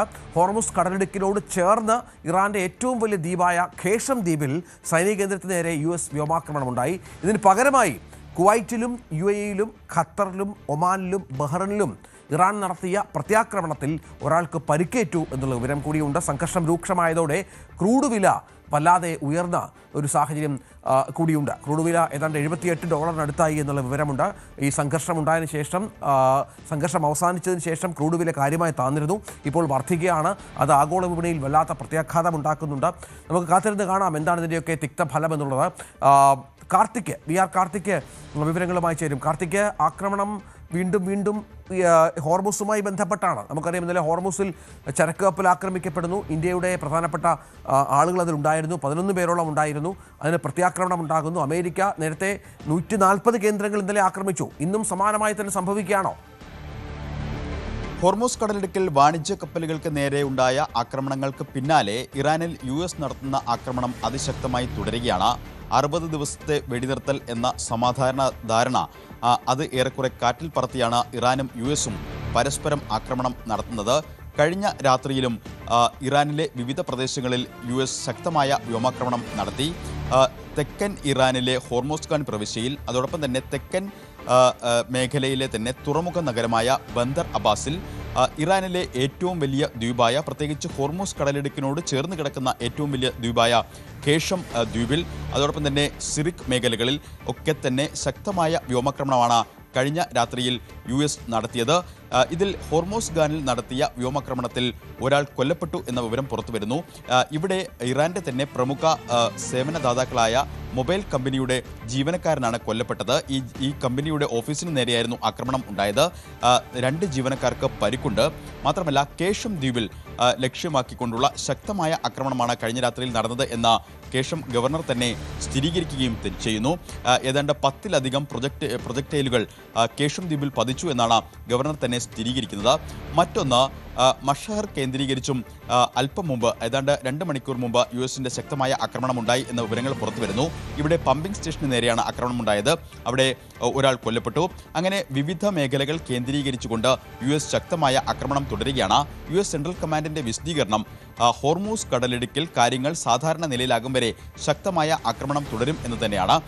കഴിഞ്ഞ ദിവസം ഹോർമൂസ് കടലിടുക്ക് പൂർണ്ണമായി അടച്ചു എന്ന് ഇറാൻ സ്റ്റേറ്റ് മീഡിയ തന്നെ റിപ്പോർട്ട് ചെയ്തിരുന്നു. ഇറാൻ അങ്ങനെ ഒരു അവകാശവാദം ഉന്നയിച്ചിരുന്നു. എന്നാൽ ഹോർമൂസിൽ കാര്യങ്ങൾ സാധാരണ നിലയിൽ തന്നെ പുരോഗമിക്കുകയാണെന്നും കപ്പലുകൾ കടന്നു പോകുന്നുണ്ട് എന്നുമാണ് അമേരിക്കയുടെ അവകാശവാദം. എന്തായാലും പശ്ചിമേഷ്യയിൽ സാഹചര്യങ്ങൾ കൂടുതൽ കലുഷിതമാവുകയാണ്.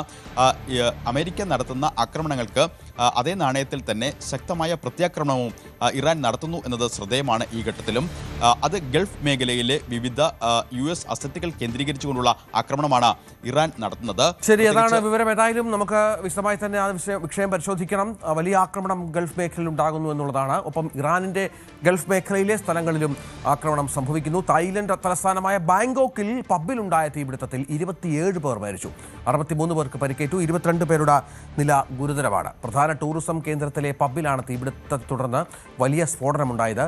പബ്ബിലെ ബാത്റൂമിന് സമീപത്ത് നിന്നാണ് തീ പടർന്നത്.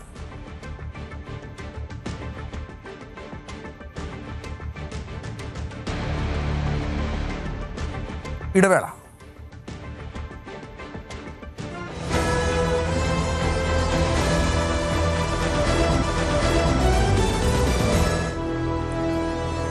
അപ്പോൾ വാർത്താ ബുള്ളറ്റിൻ തുടരുകയാണ്. താരസംഘടനയായ അമ്മയിലെ പ്രശ്നങ്ങൾ അതിങ്ങനെ തീരാതെ തുടർന്നുകൊണ്ടിരിക്കുകയാണ്. താൽക്കാലിക കമ്മിറ്റിയുടെ പ്രവർത്തനങ്ങൾ നിർത്തിവെക്കണമെന്നാവശ്യപ്പെട്ട് പ്രസിഡന്റ് ശ്വേതാ മേനോൻ നൽകിയ ഹർജി ഇന്ന് കോടതി വീണ്ടും പരിഗണിക്കുന്നുണ്ട്. ഈ താൽക്കാലിക കമ്മിറ്റിയുടെ പ്രവർത്തനം നിർത്തിവെക്കേണ്ട ഹർജിക്ക് എന്ത് പ്രസക്തിയുണ്ട് എന്നൊരു പ്രശ്നമുണ്ട്. കാരണം പിഷാരടി അടക്കം ഇതുമായി മുന്നോട്ട് പോകുന്നില്ല എന്ന് പ്രഖ്യാപിച്ചിരുന്നു, രാജിവെച്ചിരുന്നു. നേരത്തെ കേസ് പരിഗണിച്ച കോടതി അമ്മയുടെ അഡ്ഹോക് കമ്മിറ്റിയുടെ പ്രവർത്തനങ്ങൾക്ക് താൽക്കാലിക വിലക്ക് ഏർപ്പെടുത്തിയതും പ്രധാനപ്പെട്ട ഒന്നാണ്. നവമി ദിനേശ് ഡാനി പോൾ ഏറ്റവും പുതിയ വിവരങ്ങളുമായി ചേരും. ഡാനി, ഇതിപ്പോൾ അമ്മയുടെ അഡ്ഹോക് കമ്മിറ്റിക്ക് ഇപ്പോൾ എന്ത് പ്രസക്തി എന്നൊരു പ്രധാനപ്പെട്ട ചോദ്യം കൂടി ഉണ്ടല്ലോ. അതിൻ്റെ കൺവീനർ കൂടിയായ പിഷാരടി അടക്കം ഇക്കാര്യം വ്യക്തമാക്കുകയും ചെയ്തു. പ്രവർത്തനങ്ങളുമായി മുന്നോട്ട് പോകുന്നില്ല, അവരുടെ സാധന സാമഗ്രികളൊക്കെ തിരിച്ചു കൊടുക്കുകയും ചെയ്തു. പക്ഷേ കോടതിയുടെ നിയമപരമായ നടപടിയുണ്ട്. എന്ത് പ്രതീക്ഷിക്കണം?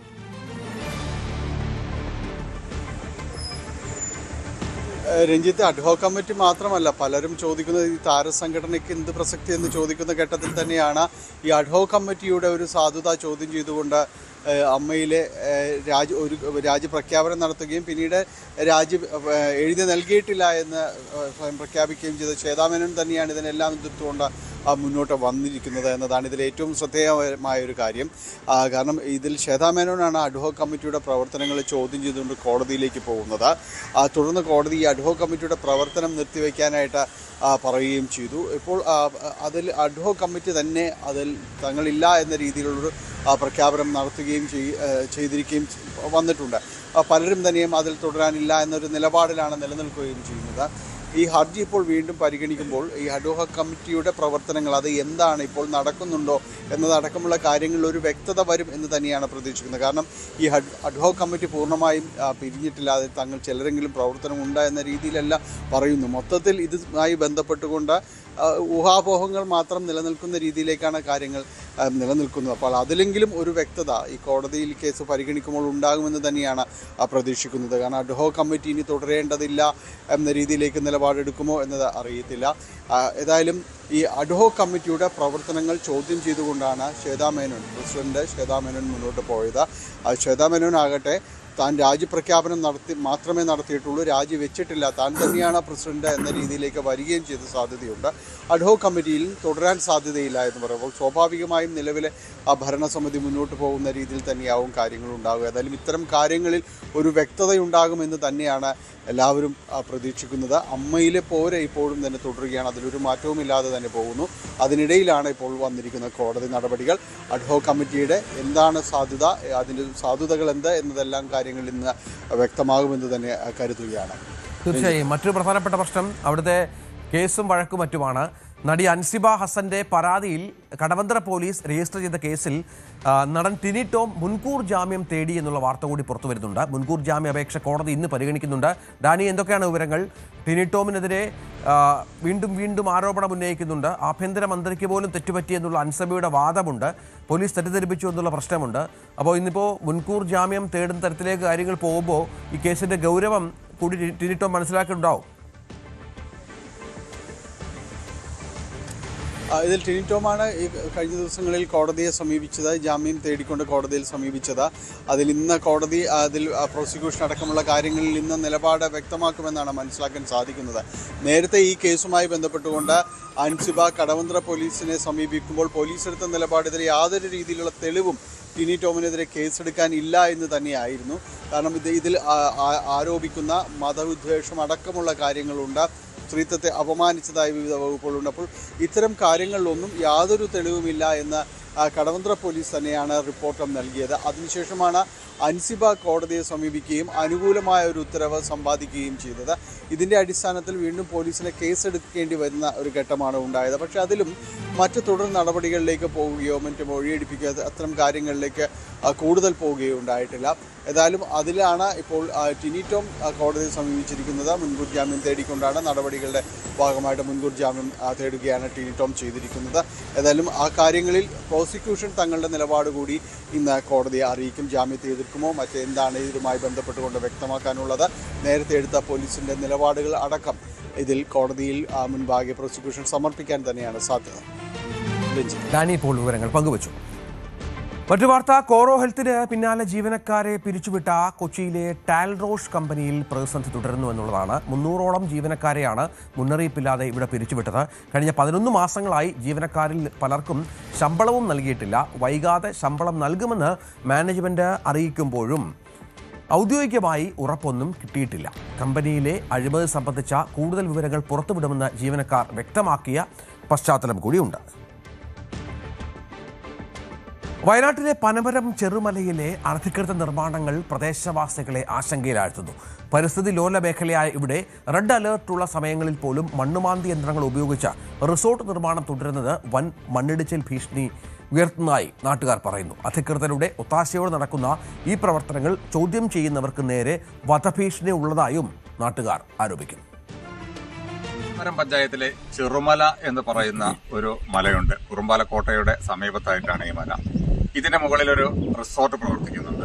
ഇതൊരു സ്വകാര്യ വ്യക്തിയുടേതാണ്. ഒരുപക്ഷെ ഇത് സർവീസ് വില്ല എന്ന പേരിലായിരുന്നു ഈ റിസോർട്ട് ആദ്യം പ്രവർത്തനം തുടങ്ങി. അതായത് ചെറിയ ചെറിയ വീടുകളായിട്ട് താമസിക്കാനുള്ള സൗകര്യം. പക്ഷെ ഇന്നത് വിപുലീകരിച്ച് അതിന്റെ മേലെ സ്വിമ്മിംഗ് പൂൾ പണിയുന്ന ഒരു അവസ്ഥയാണ് ഇവിടെയുള്ള നാട്ടുകാർ പറയുന്നത്. നമുക്ക് കാണാം, ആ കാണുന്നതാണ് ഈ പറയുന്ന ചെറുമല എന്ന് പറയുന്നത്. അതിന്റെ മുകളിലാണ് ഒരു റിസോർട്ട് പ്രവർത്തിക്കുന്നത്. ഈ റിസോർട്ടിനുമായി ബന്ധപ്പെട്ട് തന്നെ ഇവിടെ വലിയ ഒരു സ്വിമ്മിംഗ് പൂൾ പണിയാനുള്ള ഒരു തയ്യാറെടുപ്പിലാണ് ഇതിന്റെ ഓണർ എന്നാണ് ഇവിടെയുള്ള സമീപവാസികൾ പറയുന്നത്. അത് തന്നെ ഇവർക്ക് വലിയൊരു ഭീഷണിയാണ്. കാരണം ഇതൊരു പരിസ്ഥിതി ലോല പ്രദേശമായതിനാൽ തന്നെ ഇത്തരത്തിലുള്ള സ്വിമ്മിംഗ് പ്രവൃത്തികൾ നടത്തുമ്പോൾ അത് ഇതിന്റെ ചുറ്റുവട്ടത്ത് താമസിക്കുന്ന നിരവധി ആളുകളുണ്ട്. ഏതാണ്ട് ഒരു 30ഓളം കുടുംബങ്ങൾ ഇതിന്റെ താഴ്വാരങ്ങളിൽ താമസിക്കുന്നുണ്ട്. അവരെല്ലാം വലിയ ഭീതിയിലാണ്. ഇത്തരത്തിലെ സ്വിമ്മിംഗ് പൂളുകൾ നിർമ്മിക്കുമ്പോൾ അതിന് ഒരുപാട് മാനദണ്ഡങ്ങൾ പാലിക്കേണ്ടതുണ്ട്. പ്രത്യേകിച്ച് ഈ സ്വിമ്മിംഗ് പൂളിലെ വെള്ളം എന്ന് പറയുന്നത് ക്ലോറിനേറ്റഡ് ആയിരിക്കും. അതുകൊണ്ട് തന്നെ അത് താഴത്തേക്കോ അല്ലെങ്കിൽ ജനങ്ങൾ താമസിക്കുന്നിടത്തേക്കോ ഒഴുക്കിവിടാൻ പാടില്ല. അത്തരത്തിലുള്ള സംവിധാനങ്ങളൊക്കെ ഉണ്ടാക്കിയിട്ടാണോ ഇത്തരത്തിലുള്ള സ്വിമ്മിംഗ് പൂൾ ഇവിടെ നിർമ്മിക്കുന്നതെന്ന് അറിയില്ല. എന്തായാലും നമുക്കിവിടെ നാട്ടുകാരുണ്ട്, നമുക്ക് അവരുമായി സംസാരിക്കാം. സമീപവാസികളൊക്കെ പറയുന്ന ഈ ഒരു റിസോർട്ടിൽ നിങ്ങൾ വലിയ ഭീതിയിലാണെന്ന്, എന്താണ് പറയാനുള്ളത്? നമുക്ക് ഇത്രയും കാലം നമ്മൾ ഒരുപാട് കാലം ഇവിടെ താമസിക്കുന്നു. ഇന്നേ വരെ ഇവിടെ നിന്ന് മാറി താമസിക്കേണ്ട ഒരു അവസ്ഥ ഉണ്ടായിട്ടില്ല. നമുക്ക് വീടിന് മുറ്റം വരെ വെള്ളം വരും. ഇതുവരെ നമുക്കിവിടുന്ന് മാറി താമസിക്കേണ്ട അവസ്ഥ ഉണ്ടായില്ല. കഴിഞ്ഞ കൊല്ലം മേലെ ഭയങ്കര എന്തൊക്കെയോ ബിൽഡിംഗ് കിട്ടുമോ, JCB പണിയൊക്കെ ഞങ്ങൾ പേടിച്ചിട്ട് ഇവിടെ ഉണ്ടായിരുന്ന ഈ പ്രദേശത്ത് ഉണ്ടായിരുന്ന എല്ലാവരും മാറി താമസിക്കേണ്ടായി. അപ്പോൾ എന്തായാലും ഭീഷണിയാണ്. പഞ്ചായത്തിന്റെ പെർമിറ്റ് ഇല്ലാണ്ടാണ് അവരവിടെ ചെയ്യുന്നത്, നമുക്ക് അതറിയത്തില്ല. എന്തായാലും നമുക്ക് ജീവനിലെ കൊതിയുള്ളതുകൊണ്ടാണല്ലോ നമ്മൾ പറയുന്നത് എല്ലാവരോടും. ഈ ഭാഗത്ത് ഒരു ഉരുൾപൊട്ടലിനൊക്കെ സാധ്യത ഉണ്ട് അല്ലേ? മണ്ണിടിച്ചിൽ ഭീഷണി വയനാട് ജില്ല മുഴുവൻ പരിസ്ഥിതിയിലുള്ള പ്രദേശമാണല്ലോ. അപ്പോൾ ഒന്നാമത് ഇങ്ങനത്തെ വർക്കുകളൊക്കെ നടക്കുമ്പോൾ എന്തായാലും സാധ്യത ഉണ്ടെന്ന് തന്നെയാണ് ഞങ്ങൾക്ക്. ഇപ്പൊ നിങ്ങൾ എന്താ പറയുന്നത്, JCB ഒക്കെ വെച്ച് അവർ മാന്തുന്നുണ്ട്? അതെ, ഈ ജൂൺ മാസത്തിലൊക്കെ അവിടെ JCB പണിയെടുക്കുന്നുണ്ടായിരുന്നു. നമുക്ക് താഴേക്ക് സൗണ്ട് കേൾക്കാം. സ്വിമ്മിംഗ് പൂൾ തന്നെയാണെന്നാണ് അറിവ്? അങ്ങനെയാണ് അറിവ്. ഒരു ബിൽഡിങ്ങിന്റെ മേലെ സ്വിമ്മിംഗ് പൂൾ, അങ്ങനെയാണ് നമുക്കറിയാം. ഈ പ്രദേശത്തുള്ളവരൊക്കെ ഭീതിയിലാണ്. അതെ അതെ, ഒരുപാട് കുടുംബങ്ങളുണ്ട് ഇതിന് ചുറ്റും. നമുക്ക് വീടിന് മുമ്പിൽ പുഴയാണ്, പുഴയ്ക്ക് അക്കരെ ആൾക്കാരുണ്ട്, എല്ലാവർക്കും ഭീഷണിയാണ്. ഇല്ല, ഞങ്ങൾക്ക് തീർച്ചയായിട്ടും ആശങ്കയുണ്ട്. കാരണം ഇവിടെയൊക്കെ പരിസ്ഥിതി ലോല പ്രദേശമാണല്ലോ. എന്താ പറയുന്നത്, കഴിഞ്ഞ പോലെ ഇതേപോലെ ഉണ്ടായിട്ട് ഞങ്ങളൊക്കെ കൂടെ ഇവിടുത്തെ വീട്ടിൽ മാറി താമസിക്കുക. ഇവിടെ ഉരുൾപൊട്ടൽ സാധ്യത ഒക്കെ ഉള്ള സ്ഥലമാണ്. സാധ്യത ഉണ്ടെന്നുള്ളതാണ് പറയുന്നത്. കുറുമ്പാലക്കോട്ടയുണ്ടല്ലോ, അപ്പൊ ഇവിടെ ഏതായാലും അതിന്റെ പബ്ലിസിറ്റി ഞങ്ങൾക്ക് ഉണ്ടാവും. അപ്പൊ ഇദ്ദേഹവുമായിട്ട് അല്ലെങ്കിൽ പഞ്ചായത്തിന് അധികൃതരൊക്കെ നിങ്ങൾ അറിയിച്ചിട്ടുണ്ടോ? പെറ്റീഷൻ കൊടുത്തിട്ടുണ്ടായിരുന്നു. ഇവിടെ ഭീഷണിയുണ്ട്. ഞങ്ങൾ പിന്നെ റിസോർട്ടിന്റെ തൊട്ട് താഴെയാണ് കിടക്കുന്നത്. ഞങ്ങൾക്ക് നല്ല ഭീഷണിയാണ് ഞങ്ങൾ നേരിട്ടുകൊണ്ടിരിക്കുന്നത്.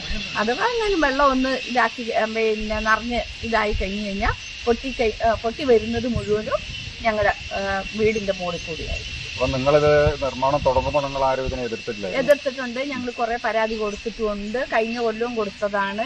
പിന്നെ ഇപ്പം അവിടെ സ്വിമ്മിംഗ് പൂൾ പണിത് കഴിഞ്ഞു എന്നാണ് പറയുന്നത്. ഞങ്ങൾ കയറി നോക്കിയിട്ടില്ല.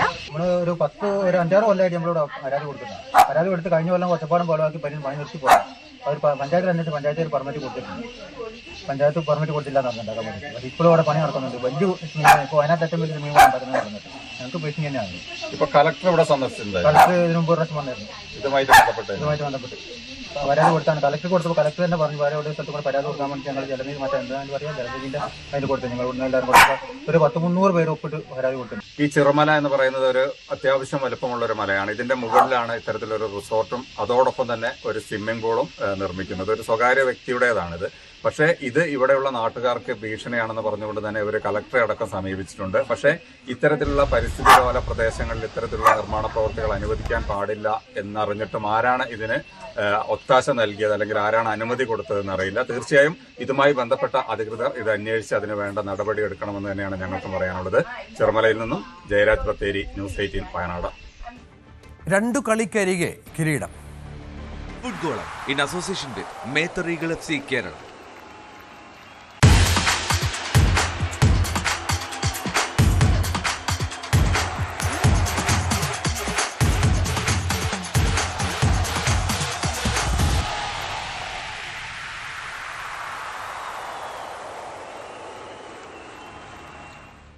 ലോകകപ്പ് ചരിത്രം പരിശോധിച്ചാൽ ഇംഗ്ലണ്ട് അർജന്റീന മത്സരങ്ങൾ എപ്പോഴും നാടകീയവും ആവേശകരവുമാണ്. 5 തവണ ലോകവേദിയിൽ ഏറ്റുമുട്ടിയപ്പോൾ 3 തവണ ഇംഗ്ലണ്ടിനായിരുന്നു ജയം. 86 ലോകകപ്പിലെ ക്വാർട്ടർ ഫൈനലാണ് അർജന്റീനയുടെ വിഖ്യാത ജയങ്ങളിൽ ഒന്ന്. വീണ്ടും അർജന്റീനയും ഇംഗ്ലണ്ടും ലോകകപ്പ് വേദിയിൽ നേർക്കുനേർ വരുന്നു. 3 ലയൺസും ആൽബി സെലസ്റ്റയും ഏറ്റുമുട്ടിയപ്പോഴൊക്കെ വീര്യം നുരഞ്ഞു പൊങ്ങിയിട്ടുണ്ട്. വലിയ ചർച്ചയിലേക്കൊന്നും പോകാതെ അവസാനിച്ചത് 1962 ലോകകപ്പിലെ ഗ്രൂപ്പ് ഘട്ടത്തിലെ മത്സരം മാത്രം. അന്ന് 3-1 ജയിച്ചു കയറിയ ഇംഗ്ലണ്ട്. 1966 യഥാർത്ഥ വൈരം തുടങ്ങുന്നത്. ലോകകപ്പിലെ ക്വാർട്ടർ ഫൈനൽ റഫറിയോട് തർക്കിച്ചതിന് അർജന്റീന ക്യാപ്റ്റൻ അന്റോണിയോ റാറ്റിൻ ചരിത്രത്തിലാദ്യമായി ചുവപ്പ് കാർഡ് കണ്ടു. കളം വിടാൻ റാറ്റിൻ കൂട്ടാക്കാതിരുന്നതോടെ നാടകീയ രംഗങ്ങൾക്കാണ് ആ വേദി സാക്ഷ്യം വഹിച്ചത്. അർജന്റീന താരങ്ങളെ മൃഗങ്ങളെന്ന് ഇംഗ്ലീഷ് കോച്ച് വിളിച്ച പോരിനൊടുവിൽ ഒറ്റ ഗോളിന് അവർ കടന്നുകൂടി. ആ വർഷമാണ് ഇംഗ്ലണ്ട് ഒരേയൊരു തവണ ലോക ചാമ്പ്യന്മാരായതും. 20 വർഷം കഴിഞ്ഞ് 86 അടുത്ത പോരാട്ടം. ഫ്രോക്ലാൻഡ് യുദ്ധത്തിന്റെ പശ്ചാത്തലമുള്ളതിനാൽ കളത്തിലും ആ വൈരം പ്രകടമായിരുന്നു. അന്ന് മെക്സിക്കോ സിറ്റിയിലെ അസ്റ്റെക്ക സ്റ്റേഡിയത്തിൽ 2 സംഭവങ്ങളുണ്ടായി. ഒന്ന് കുപ്രസിദ്ധമായ ദൈവത്തിന്റെ കൈ, 2 ഫുട്ബോൾ ദൈവത്തിന്റെ നൂറ്റാണ്ടിലെ ഗോളും.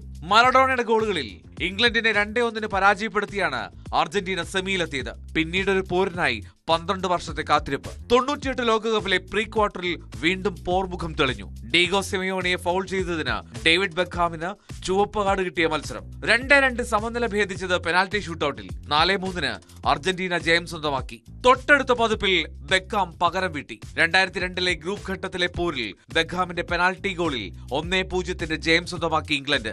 അങ്ങനെ ചരിത്രത്തിൽ ഇടം പിടിച്ച പോരാട്ടങ്ങളുടെയും പോരാളികളുടെയും പിന്മുറക്കാർ വീണ്ടും ഏറ്റുമുട്ടുമ്പോൾ ആ പഴയ വൈരത്തിന്റെ ചില മുറിപ്പാടുകൾ കാണാനിടയുണ്ട്.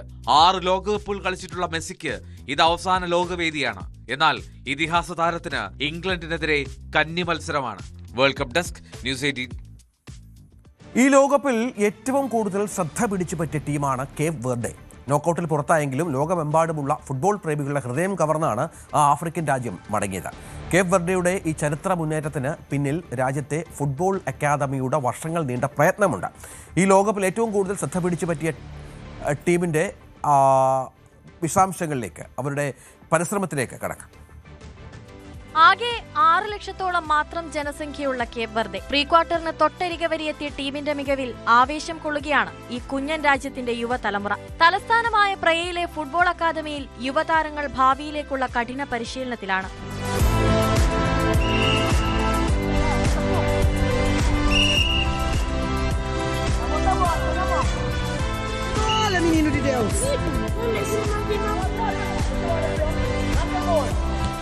ദേശീയ വനിതാ ടീമിന്റെ മുഖ്യ പരിശീലക കൂടിയായ സിൽവേരിയ നേഡിയയുടെ കീഴിലാണ് കുട്ടികൾ പന്ത് തട്ടുന്നത്. ബോളാപ്പ ഫ്രഞ്ച് എന്ന് പേരിട്ടിരിക്കുന്ന ഈ പദ്ധതിയിലൂടെ ഭാവി തലമുറയെ ലഹരിയിൽ നിന്നും കുറ്റകൃത്യങ്ങളിൽ നിന്നും വഴിമാറ്റി നടത്തുകയാണ് അവർ.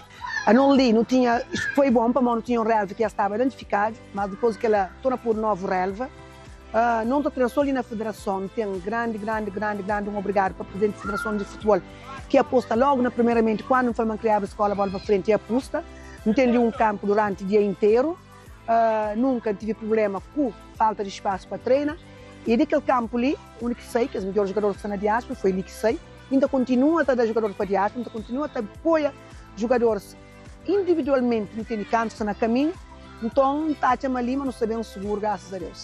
ഫിഫയുടെ സാമ്പത്തിക സഹായത്തോടെ നിർമ്മിച്ച സ്റ്റേഡിയങ്ങളും കൃത്രിമ പുൽമൈതാനങ്ങളുമാണ് രാജ്യത്തിന്റെ എല്ലാ കോണുകളിലും ഫുട്ബോൾ എത്തിക്കാൻ സഹായിച്ചത്. 5.7 ദശലക്ഷത്തിലധികം ഡോളറിന്റെ സഹായമാണ് ഫിഫ ഈ രാജ്യത്തിന് നൽകിയതെന്ന് Cape Verde football federation president Mario Semedo.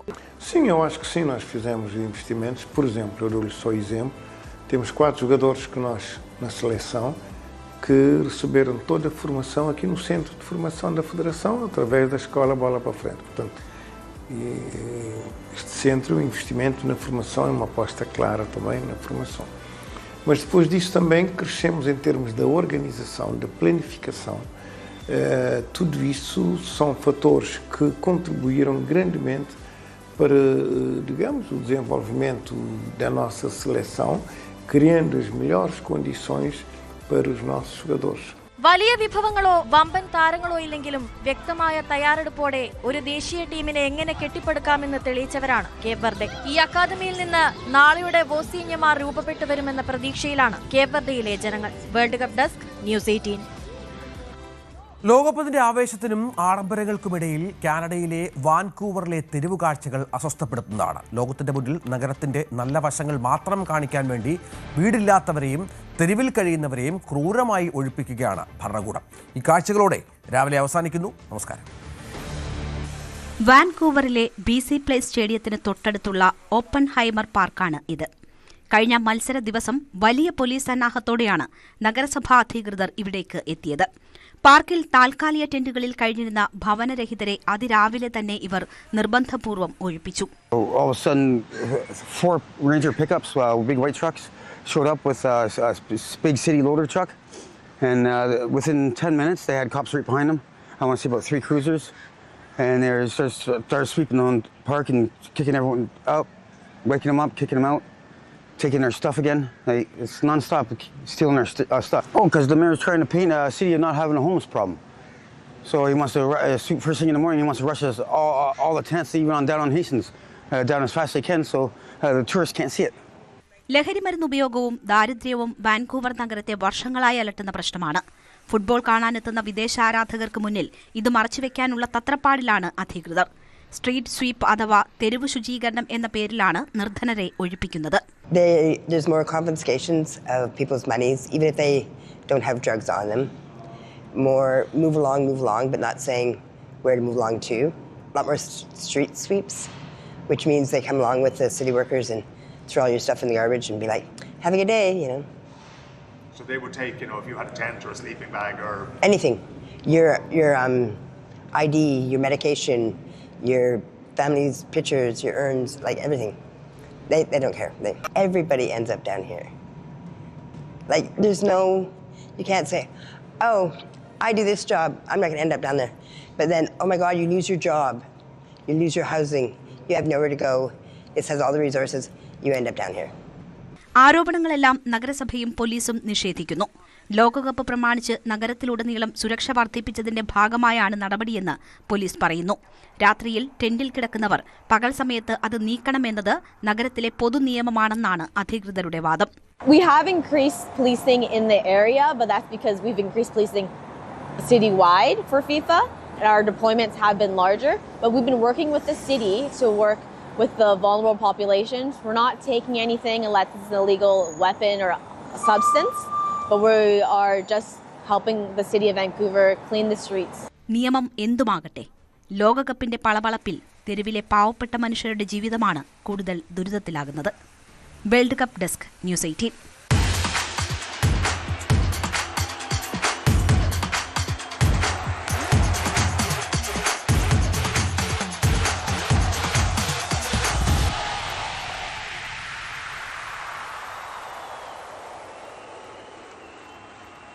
ഫുട്ഗോളം in association with Mather Eagle FC Kerala.